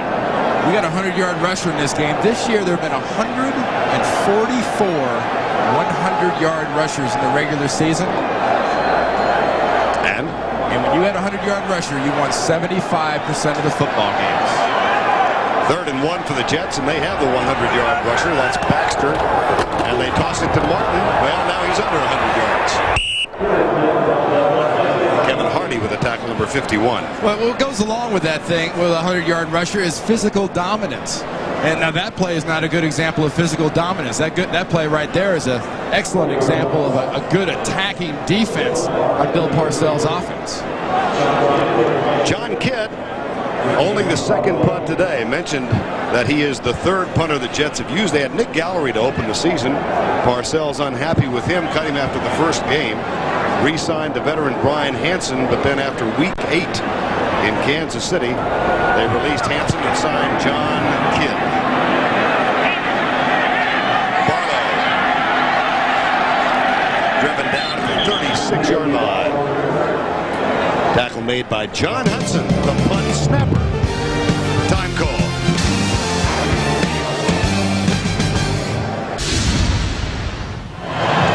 All in all, a very pleasant day in New Jersey in January. Temperature in the mid-20s, but very little wind. The aerial shots provided today by Southwest Airlines. Mark Brunell with the toss to Taylor, who comes to the outside. Little juke move on Victor Green, and Fred Taylor has by far his longest run of the day. A gain of 29 to the 35. Well, in case you wondered about Fred Taylor, that maybe he can't exactly run on AstroTurf and run with a little cooler weather. I think some of his earlier runs already answered that question, but here you're going to see some good stuttering feet setting up Victor Green. And Victor Green, one of the surer tackles on this Jet football team, is lost first by Taylor, and then Green comes back and makes a tackle. McCardell, top of the screen to the right. Jimmy Smith left and Mitchell in the slot. Smith in front of Chad Cascadden, number 53, gain of 6. Well, those of you who joined us late, this game seemingly put away by the Jets. They were up 17-0 and dominating. Final play of the first half. Jimmy Smith got loose behind Otis Smith, made a catch from Brunell for a touchdown. 17-7 at the half, although the Jets have re-established a sense of domination now. Here's Taylor weaving his way down to the 25-yard line. The way they've done this, I think, offensively to start this drive is absolutely perfect for Mark Brunell in this offense. There's no sense of panic. There may be a sense of urgency to the way Brunell's walking around and the way he treats himself and he treats his players in the huddle. But there's no panic to it. This is excellent. They're down by 17 points. You got 12 minutes left. You know your football team has already given up 14 points off turnovers. Don't get overexcited and cause another turnover. Keep your poise. First down. At the 25. Well, a Jacksonville team that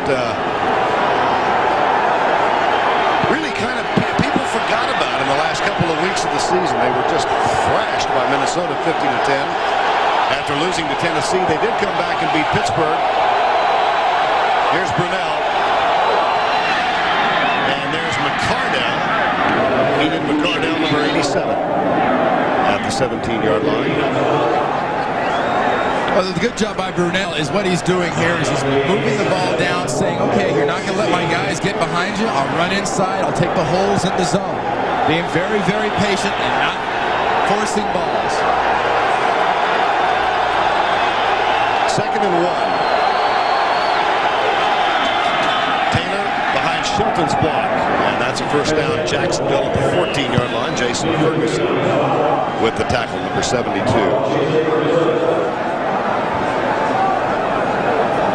You know, Mark Brunell's a quarterback that comes into the year with a fairly good rating, but look at Brunell today, the rating 63.9, Jet average 64.7. Second lowest for defense in the NFL. The blitzes, the packages, the fronts challenge a lot of people besides Mark Brunell. 1st and 10, Jaguars.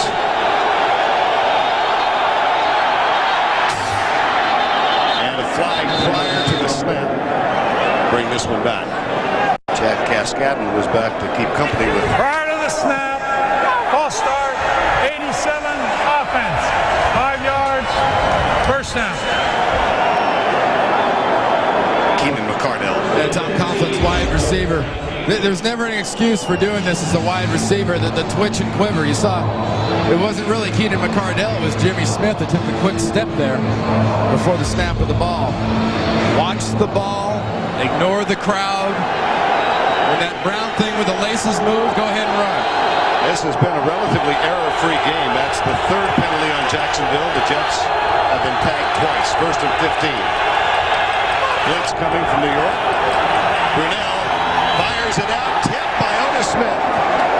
In front of Jimmy Smith, it was that combination that silenced this crowd at the end of the first half. Oh, look at Otis Smith. His eyes probably tripled in size when he saw this coming. Look at the break on the ball. His hands are in perfect position to pick that off, and Jimmy Smith's hands sort of collide and prevent the interception. I think he was trying to catch it more than he was trying to knock it away, but Otis Smith got a nice jump on Brunell's pass. 2nd and 15. Barlow wide right. Here comes the blitz up the middle. Brunell has to let it go early. And it is incomplete. Aaron Glenn, who's going back to the Pro Bowl, was back to cover Reggie Barlow. And in Brunell's face was Brian Cox. And that attitude I told you about, that's really all over this Jet team. It's not just about the defense. It's that Brian Cox attack. The leadership and the attitude he's brought to the team, you can see in the offense, the defense, and the special teams. Reggie Barlow back wide right against Aaron Glenn. 3rd and 15.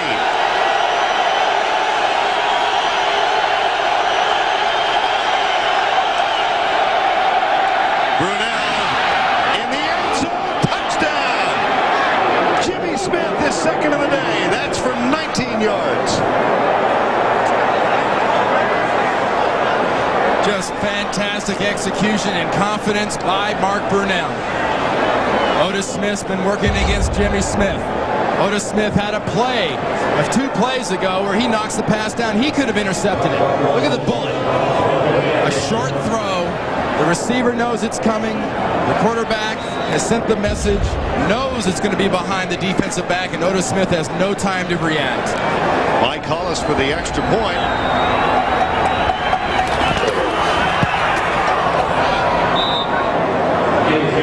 They did it again. They're the thing that wouldn't leave.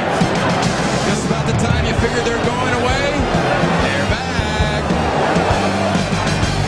On CBS is sponsored by American Express. American Express helps you do more. IBM. Are you ready for e-business? And by Budweiser. Now is the perfect time to enjoy a fresh, cold Beechwood Age Budweiser. Jimmy Smith, 2nd touchdown catch. That's his 5th grab of the day. saying hi to his dad, Jimmy Sr., and his mom, Etta. Jimmy Smith, whose own personal story is one of overcoming real heartbreak, out for an entire season in '94 after he was cut by the Eagles. Here's Dave Meggett, and he's nailed as he gets to the 20-yard line. Tackle made by Damon Shelton. Time call, 9:48, remaining in regulation. Will someone cue the music? Louis, what are you doing? My family has been in this swamp Louis. for over 5,000 years. Louis, I'm begging you. During Prohibition, when the swamp ran dry, my family pulled together. My great-grandfather, the Worm Master. Louis, that's enough. And my grandfather, the Fly Master. That's enough, Louis. Gathered up the flies and the worms to be saved and handed down that brilliant tradition to me, Louis. Oh, Louis, you're begging for a pink slip.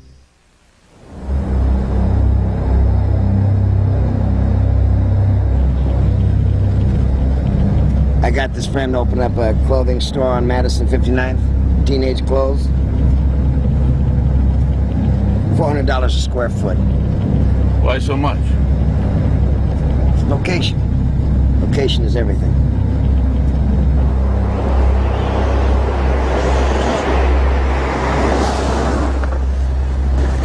Why did you drag me out here? $4 a square foot is why I dragged you out here. Sure, it's $4 a square foot. We're in the middle of nowhere. We're not in the middle of nowhere. How'd you get here? Airport. Yeah, airport, highway, telephone. Internet. Internet. Genius. Oh!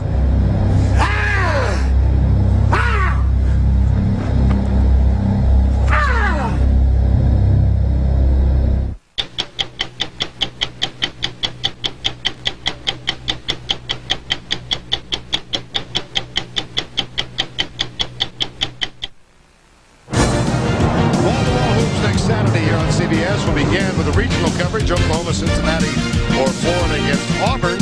Then we'll go national, Syracuse against Georgetown, and we'll wind it up with Indiana against Purdue. It all begins at 12 o'clock Eastern Time next Saturday on CBS Sports. 9:48 to go in regulation. The New York Jets. Vinny Testaverde, Keyshawn Johnson. Dion Figures, number 27, knocks Keyshawn Johnson out of bounds. Keyshawn's one of those guys that, yes, he talks a lot and he tells you what he's going to do and how well he's going to do it. But when he has a game like he has today, this is called backing, whether it's this long pass, into the corner on another pass, taking that big hit from Donovan Darius, taking the reverse for a touchdown, or the one you just saw. Keyshawn is a weapon that every single defense that faces this offense has got a double team. Over 100 yards on the 8 grabs today, 9:20 in the clock running. Quick setup by Testaverde, finds Keith Byers, and Byers can't complete the play. Aaron Beasley, number 21. That's the last thing you really expect from a guy like Keith Byers, though. He's such a great receiver. As a running back, still listed as a running back, and the all-time receiving tight end, or all-time receiving running back catching passes. You don't expect a guy like that to drop an easy one in his hands. Keith Byers now in his 13th season. Second down.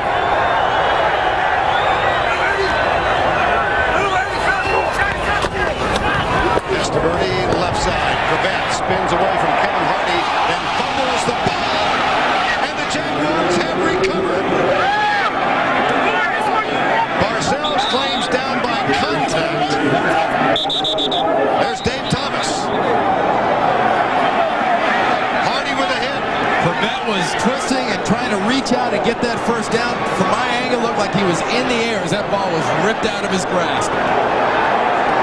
That's some opportunistic defense, and that's just the mistake Tom Coughlin and his offensive coaches were looking for. Another chance for Brunel to get out on the field. Sometimes extra effort and second effort can be used against you. First Hardy goes by him. Then Hardy knocks it out. Clearly a fumble, not down, Recovered by Thomas.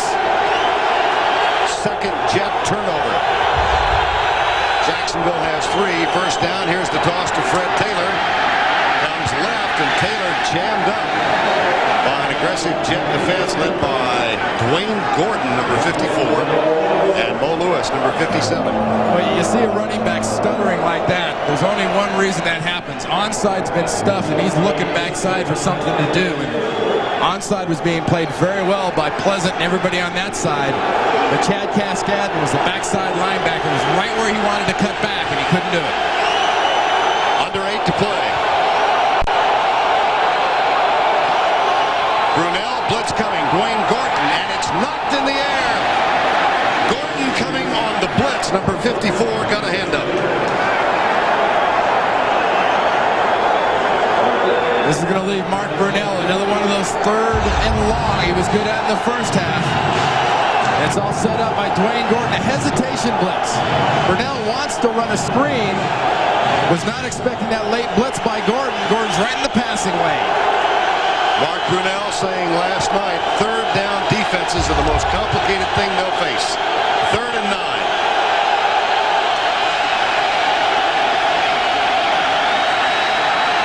Brunell, diving try from McCardell, incomplete.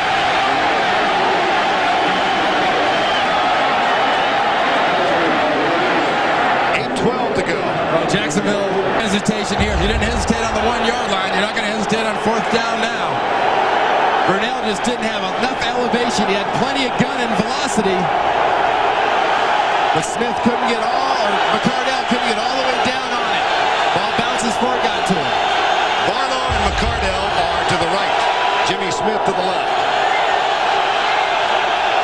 4-man rush. Left side, contact at the 25 and the flag.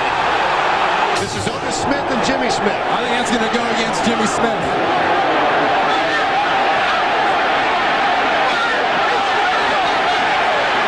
Maybe not. From Victor Green's reaction. Defensive pass interference, number 45. First down. Wow. Otis Smith looked to be stopping as the receiver was planning, and Jimmy Smith looked to run right through Bill Parcells' cornerback. Here's the matchup. Plenty of room.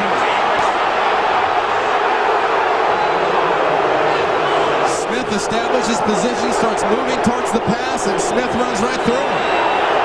A 13-yard penalty, first down. 8:08 to go.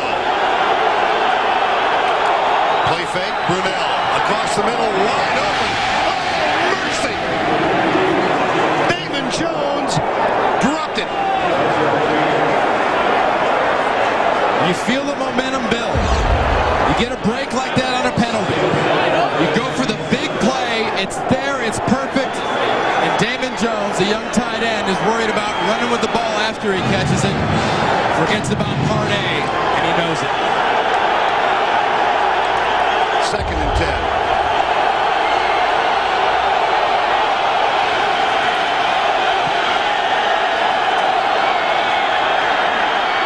Brunell for Mitchell, who is popped at the 23-yard line by Brian Cox. And the clock under 8 now, 7:50 remaining. You see Mark Brunell in the second half throw a lot of passes out in the flat areas on the outside. Something that Doug Flutie had success against his Jets defense in the second meeting. It's one of Flutie's strengths is the arm speed and velocity on the outside passes, and Brunell's done it very well, especially on this drive. 3rd and 4. Good protection for Brunell. Now he scrambles. Keep in mind that high ankle sprain. And he is caught and dropped at the 19-yard line, nowhere near the mobility one has expected from Mark Brunell. An excellent job by Ray Mickens. Mickens came up and just prevented Mark Brunell from getting that first down. Because watch Brian Cox and the defense collapse inside, setting up Mark Brunell's ability to move out. Now watch, here comes Mickens. Good heads-up play by Mickens. Jags will go for a field goal.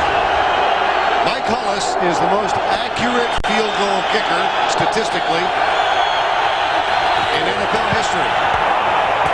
Had 4 last week and knocks this one home on 4th down. 6 minutes and 38 seconds remain in regulation. It's a 7-point game.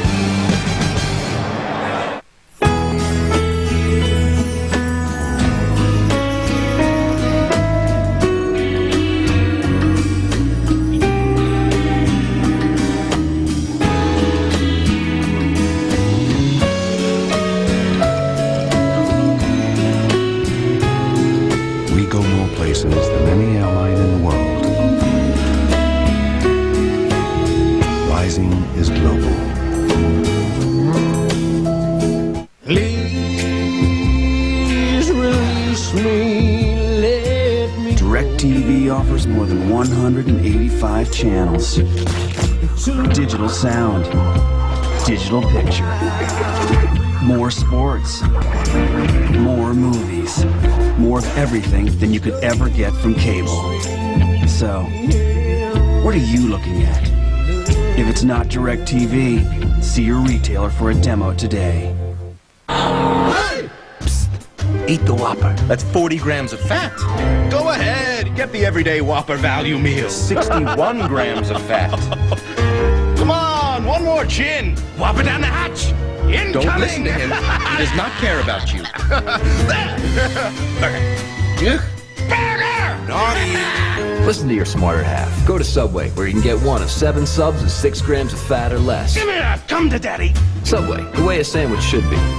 The cops of the Turk family all have one thing in common. Who you want to see what a gun does? A love for living on the edge. Turks, coming January 21st to CBS Thursday. The NFL on CBS is sponsored by United Airlines, rising as a daily commitment to make flying more civilized. And by First Union, your guide to the financial world. This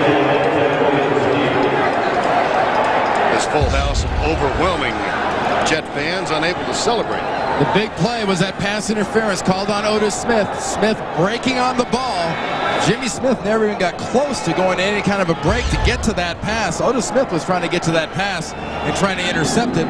Smith ran right through it. Here's Hollis's kick, and Megan comes up, grabs it at the 20-yard line. To the 30, and down to the 33. LeMandre Williams, number 74, makes the tackle. 3 separate occasions, the New York Jets have had leads of 17 points. 17-0, 24-7, 31-14. Here we are with 6.5 to go, and Otis Smith wondering what must we do to put these guys away. Well, I tell you that the key to putting this game away, 6.5 minutes to go in the 4th quarter. You look at those 5 guys up front. Bill Parcells has in his offensive line. You take this ball and you go away with it. You physically reestablish the dominance you had early in this game. And the Jacksonville Jaguars should never get this ball back if you take the proper running approach.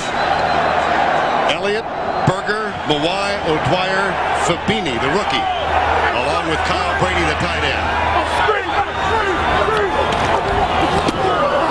Martin out to the 35-yard line. Kelvin Pritchett makes the tackle, and we check in with Michelle Tafoya. Well, Vern, this was one of the posters hanging at the Jets facility this week. Wanted Jaguars reward $32,500. That's the amount each Jet would get if they win this game.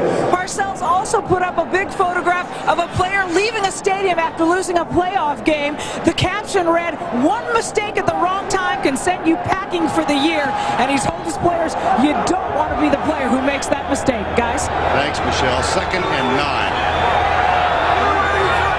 Testaverde will throw. No, he won't. No, he will not. Eric Curry, number 75, who's getting his 2nd consecutive start, gets the sack. Some good clutch defense by Jacksonville. First, they stuffed the run with Yurkovich and Pritchett. Now, Curry, another play, twisting and turning to get to Vinny Testaverde. This guy's made a lot of big plays for the Jaguars defense so far today, and this defense is one more play away of stopping this Jets offense and getting Brunell and the offense the ball back. 3rd and 14 from the 30. Meggett is in. So also is Dedrick Ward. He comes to the right. Johnson and Corbett to the left. That's Fred Baxter in motion.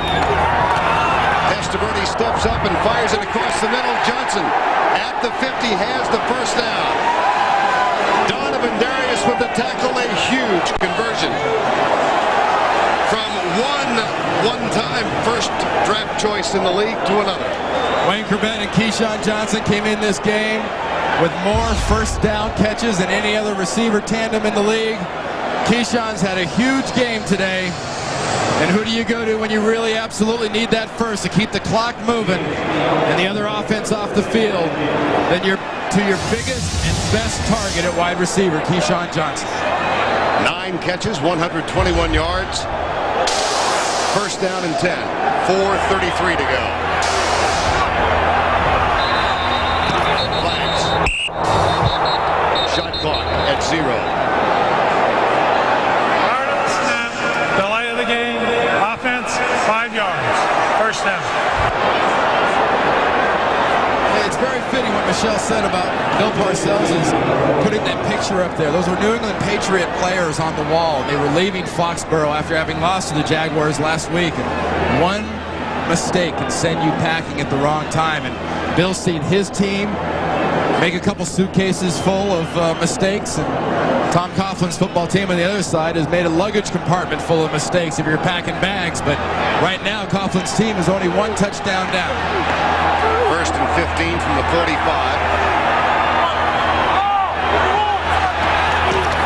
Toss to Martin. Jumbo Elliott leading the way. Martin cuts back. Gets a fine block from Dedrick Ward.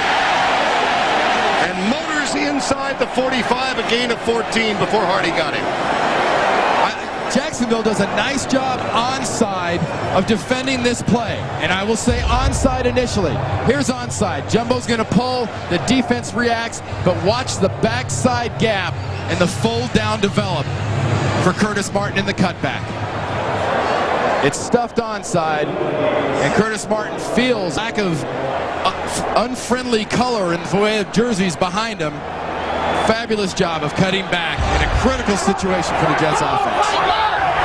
Clock still runs, 3:40 to go. Testaverde. Curtis Martin. First down, Jets at the 35. Bryce Pop with the tackle.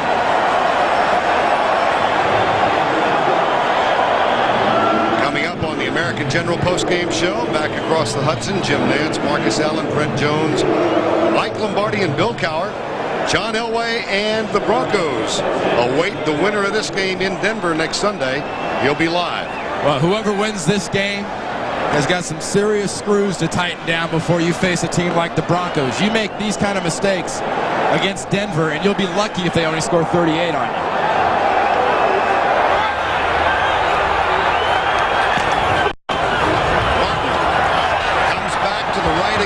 Nice defensive play by Eddie Mason, number 53, and the Jaguars will use one of their timeouts. And the clock stopped with 2 minutes and 44 seconds remaining. Bill Parcells, in his second year, would love more than anything to become the first coach in history to take 3 teams to the Super Bowl. Of course, he won 2 titles with the Giants. He got the Patriots into the Super Bowl a couple of years ago. And an amazing turnaround for this team, but they can't put Jacksonville away. A couple of times I've referred to Jacksonville as the thing that wouldn't leave. And Tom Coughlin's team has had injuries. Tom Coughlin's team, though, has a lot of experience, and no one has ever doubted their heart. And they have shown you a huge heart today. Down by 17, make it back to 10. Down by 17. They keep coming back. It's a testament to what Tom Coughlin has built in Jacksonville as much as it is their ability to take advantage of the mistakes that Vinny and the Jets have made. Well, 2:44 remaining in this one. The winner goes into Denver. That game a week from today at 4 o'clock Eastern Time. Second down and 10.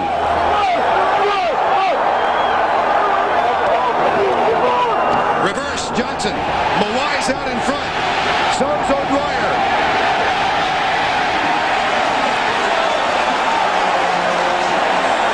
Yard gain. The exact same execution of the play by Keyshawn Johnson and the New York Jets. Hard onside reaction by the defense. Onside, you've got O'Dwyer, you've got Mawai, And you've got Keyshawn on the sideline saying, I shouldn't have gone out of bounds and stopped the clock. Look at O'Dwyer and Mawai. You get a block downfield by... And now's when you fall to the ground or cut inside. You don't go out of bounds and stop the clock. Second reverse for the day, 28 yards. He got a touchdown from 10 out, and time out is called by the New York Jets. That's their last, and it comes with 2:37 to go. Jamal Anderson, of course, yesterday in the Atlanta victory stepped out of bounds with 58 seconds to go, and Bill Parcells probably thinking about Keyshawn Johnson, much the same as Dan Reeves was thinking about Jamal at the end of that game. You know, going through Bill Parcells' mind right now is somehow, some way, get this clock down to 000 so he doesn't have to look at this Jaguars offense on the field.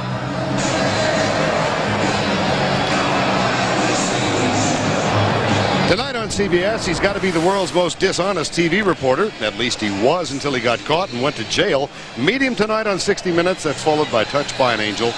Then it's the 25th Annual People's Choice Awards, an all-star celebration hosted by Ray Romano with live performances by Garth Brooks, Elton John, and Leanne Rimes. That's tonight on CBS. Another nice drive answering by the New York Jets. Not the physical kind. They've done it with different types of plays. But so far in this game, the Jets have 426 yards offense and 29 first downs to go along with Vinny's stats. Working the clock a little more with Curtis Martin down to the 14-yard line. Joel Smengi makes the tackle. Jacksonville uses the second of its 3 timeouts. Winner of this one goes into Mile High.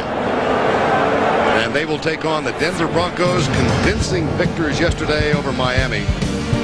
Denver in defense of its first World Championship at home with the AFC Championship game next Sunday afternoon at 4. It begins with the NFL Today at 3:30 Eastern Time. We are 2 days shy of the 30-year anniversary of the most shocking Super Bowl victory, I think, ever.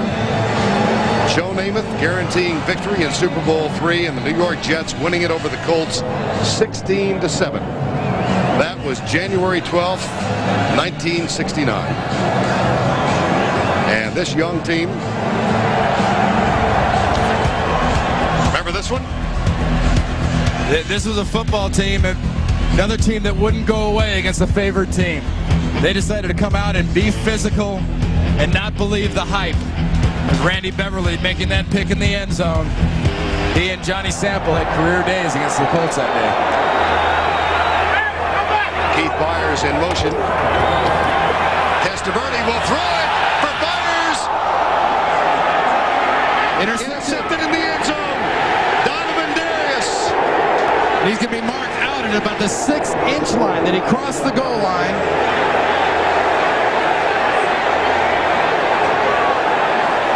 The far official was coming in, pointing at the ground.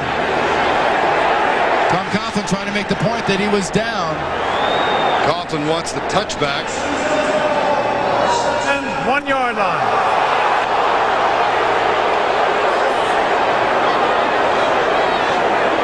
Another case of a young player, Donovan Darius. The man did come out of the end zone. Donovan Darius taking advantage of Vinny Testaverde, getting that pressure on the outside right there. Puts the ball up for grabs. Darius would have done well just to stay right where he was. There was nowhere to go. The ball comes out, and then he's down. Good pressure up front on Vinny Testaverde. Supplied by Bryce Popp, but Darius should have never come out of there. Jacksonville has 1 timeout remaining. There's a hit. Fumble. Incomplete pass. Incomplete pass. No control. Jimmy Smith, Otis Smith.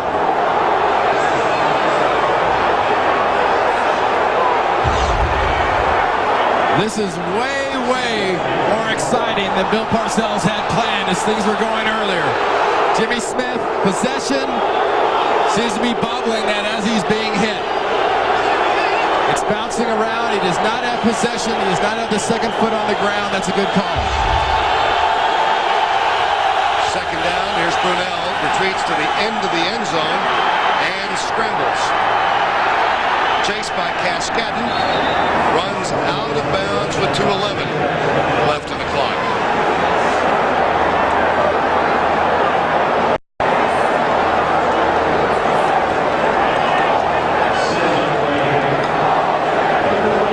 This would go straight to the top, I'm sure, of Mark Brunell's list.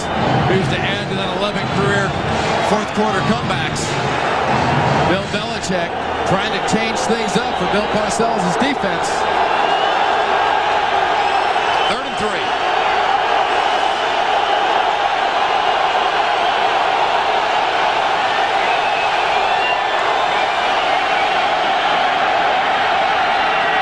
Incomplete.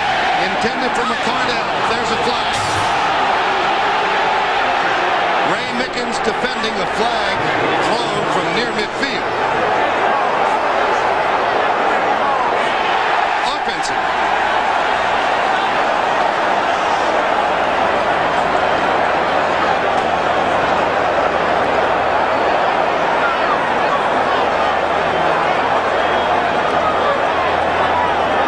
Calls a push-off on Tom Coughlin's receiver. We'll find out which one. It didn't happen on the outside. Must have been inside.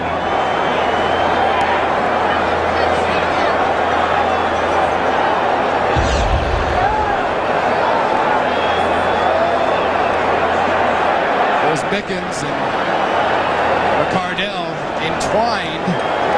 Ooh, I like that. Offensive pass interference, number 87. That penalty is declined. 4th down. The official from the deep middle calling Tom Coughlin's receiver, McCardell, for grabbing the arm of the receiver in the slot right there. 87 McCardell working against working against Mickens. I think that's a bad call. 4th and 3. Brunell into the end zone, being chased, escapes the tackle, heaves it out, caught by McCardell. No.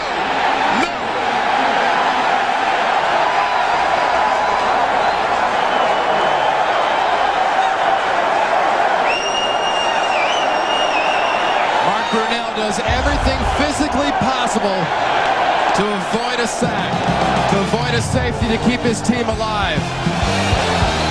McCardell cannot come down.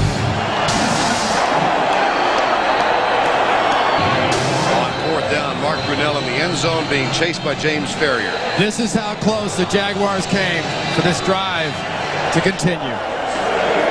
The ball, the hands, the feet are in, but the hands won't cooperate. The New York Jets, 1:59 away from the AFC Championship game.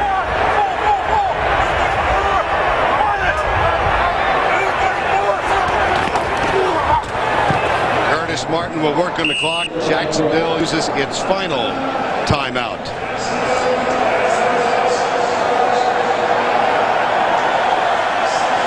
This has been a game that's been about heart and mistakes for the Jacksonville Jaguars. They made the mistakes and got themselves in the hole, but they had the heart to keep coming back, keep fighting from those deficits. Bill Parcells' Jets at times were physically dominant and as sharp as you've seen them in this 1998-99 season, but also made some pretty critical errors to enable the Jacksonville Jaguars to do what they've done.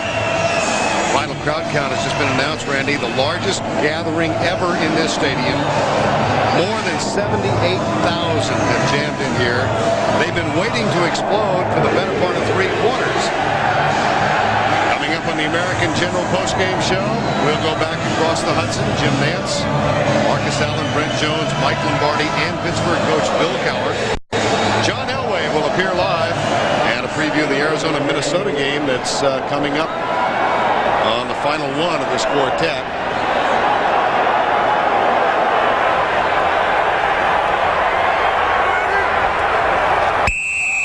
Matt O'Dwyer jumps offside. Prior to the snap, false start, 7-0. 7-0. 5 yards. Second. Hope hoping to apply a period to the paragraph, and they got a comma instead. O'Dwyer with the penalty. The executive producer of CBS Sports, Terry Ewert. Today's game produced by Lance Barrow and directed by Mike Arnold.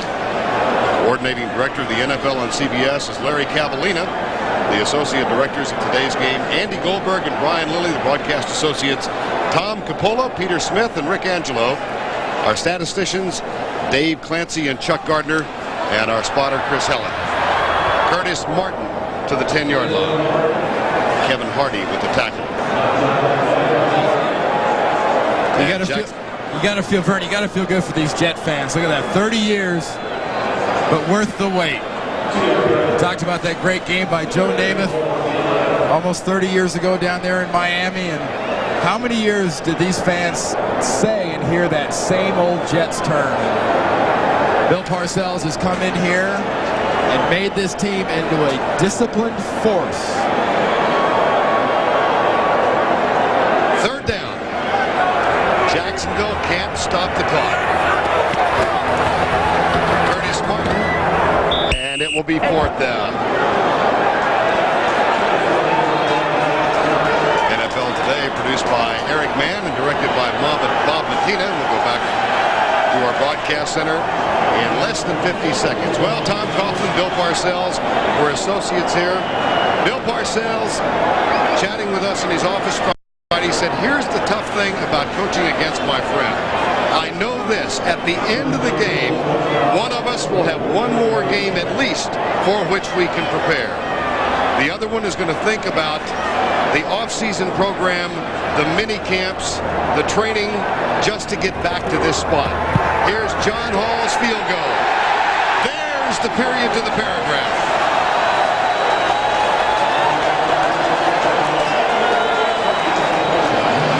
Look on Bill Parcells' face. He knows the work he's got ahead of him going against the Denver Broncos. This Jet team, take a look at Glenn Foley there celebrating.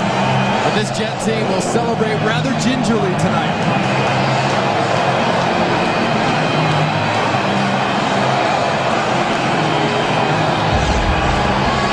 Tom Coughlin's reaction. Did we get it? Knowing that he's the one that has the mini camps in the preseason and next year's regular season to look forward to try to get back to this spot.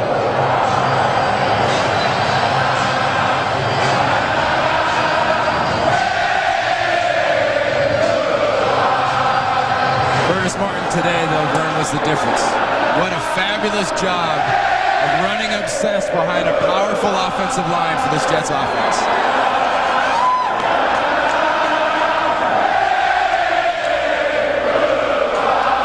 124 yards, 36 carries, 2 touchdowns. You also can't ignore what Keyshawn Johnson did. I mean, Bill Parcells' offense knew they would have to bring the whole package against the Jacksonville Jaguars because they wouldn't die easy. They gave an awful lot of that package. 1995, this Jets team won 3 and lost 13. In 96, they won 1 and lost 15. It's a live ball. And it's recovered by Jacksonville at the 40 with 20 seconds to go. They hired Bill Parcells to come in 2 years ago. The team went 9-7 last year. They had a stretch in the middle of the season during which Parcells challenged the Jets and said, this is going to give us an idea of how good we can be. During that 6-game stretch, the Jets won 5 and lost 1. And the loss, shockingly, was to Indianapolis. But they came back and won their last 6. And they're going to the AFC Championship game. If you're a Jet, you can enjoy this win. It's a playoff win, and it's big. You won ugly. There's plenty of stuff to improve by next week. That late game in Denver. Brunell, deep, right side. Intercepted.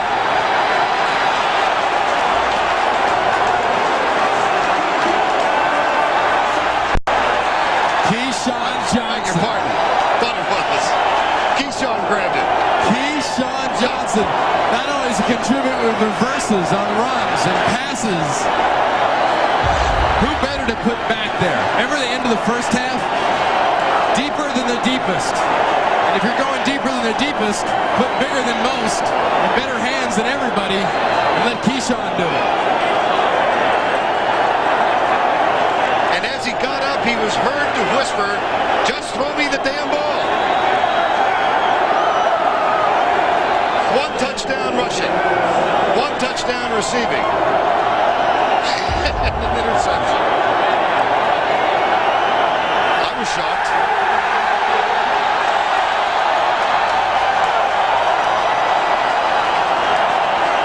Bill Parcells and his staff face a huge task going into Mile High Stadium next week. Vinny Testaverde cannot make mistakes against the Denver Broncos, and the Jets defense is going to face the best offense they've seen all year long, and that includes the 49ers.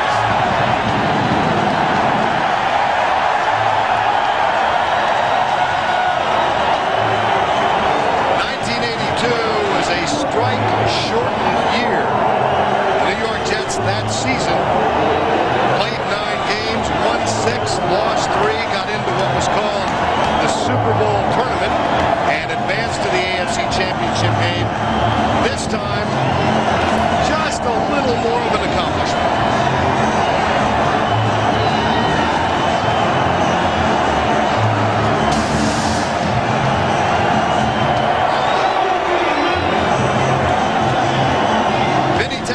Can now call his father out and say, "Pop, we're going to dinner." American General postgame show coming next. The Jets win it. They're 8-1 on their home turf this season. And now they get ready to head west to Mile High Stadium to take on John Elway, Terrell Davis, and the Denver Broncos. That's next Sunday, 4 o'clock Eastern Time.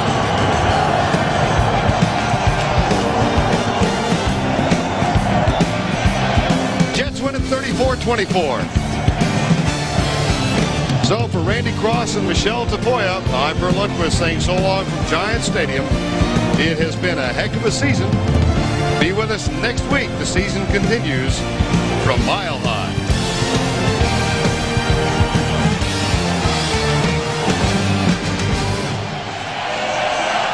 Dennis looks left and rolls right. It's a pass to Burrow. Touchdown! I'm going to call Pete. And he just wants to use them. I mean, he believes in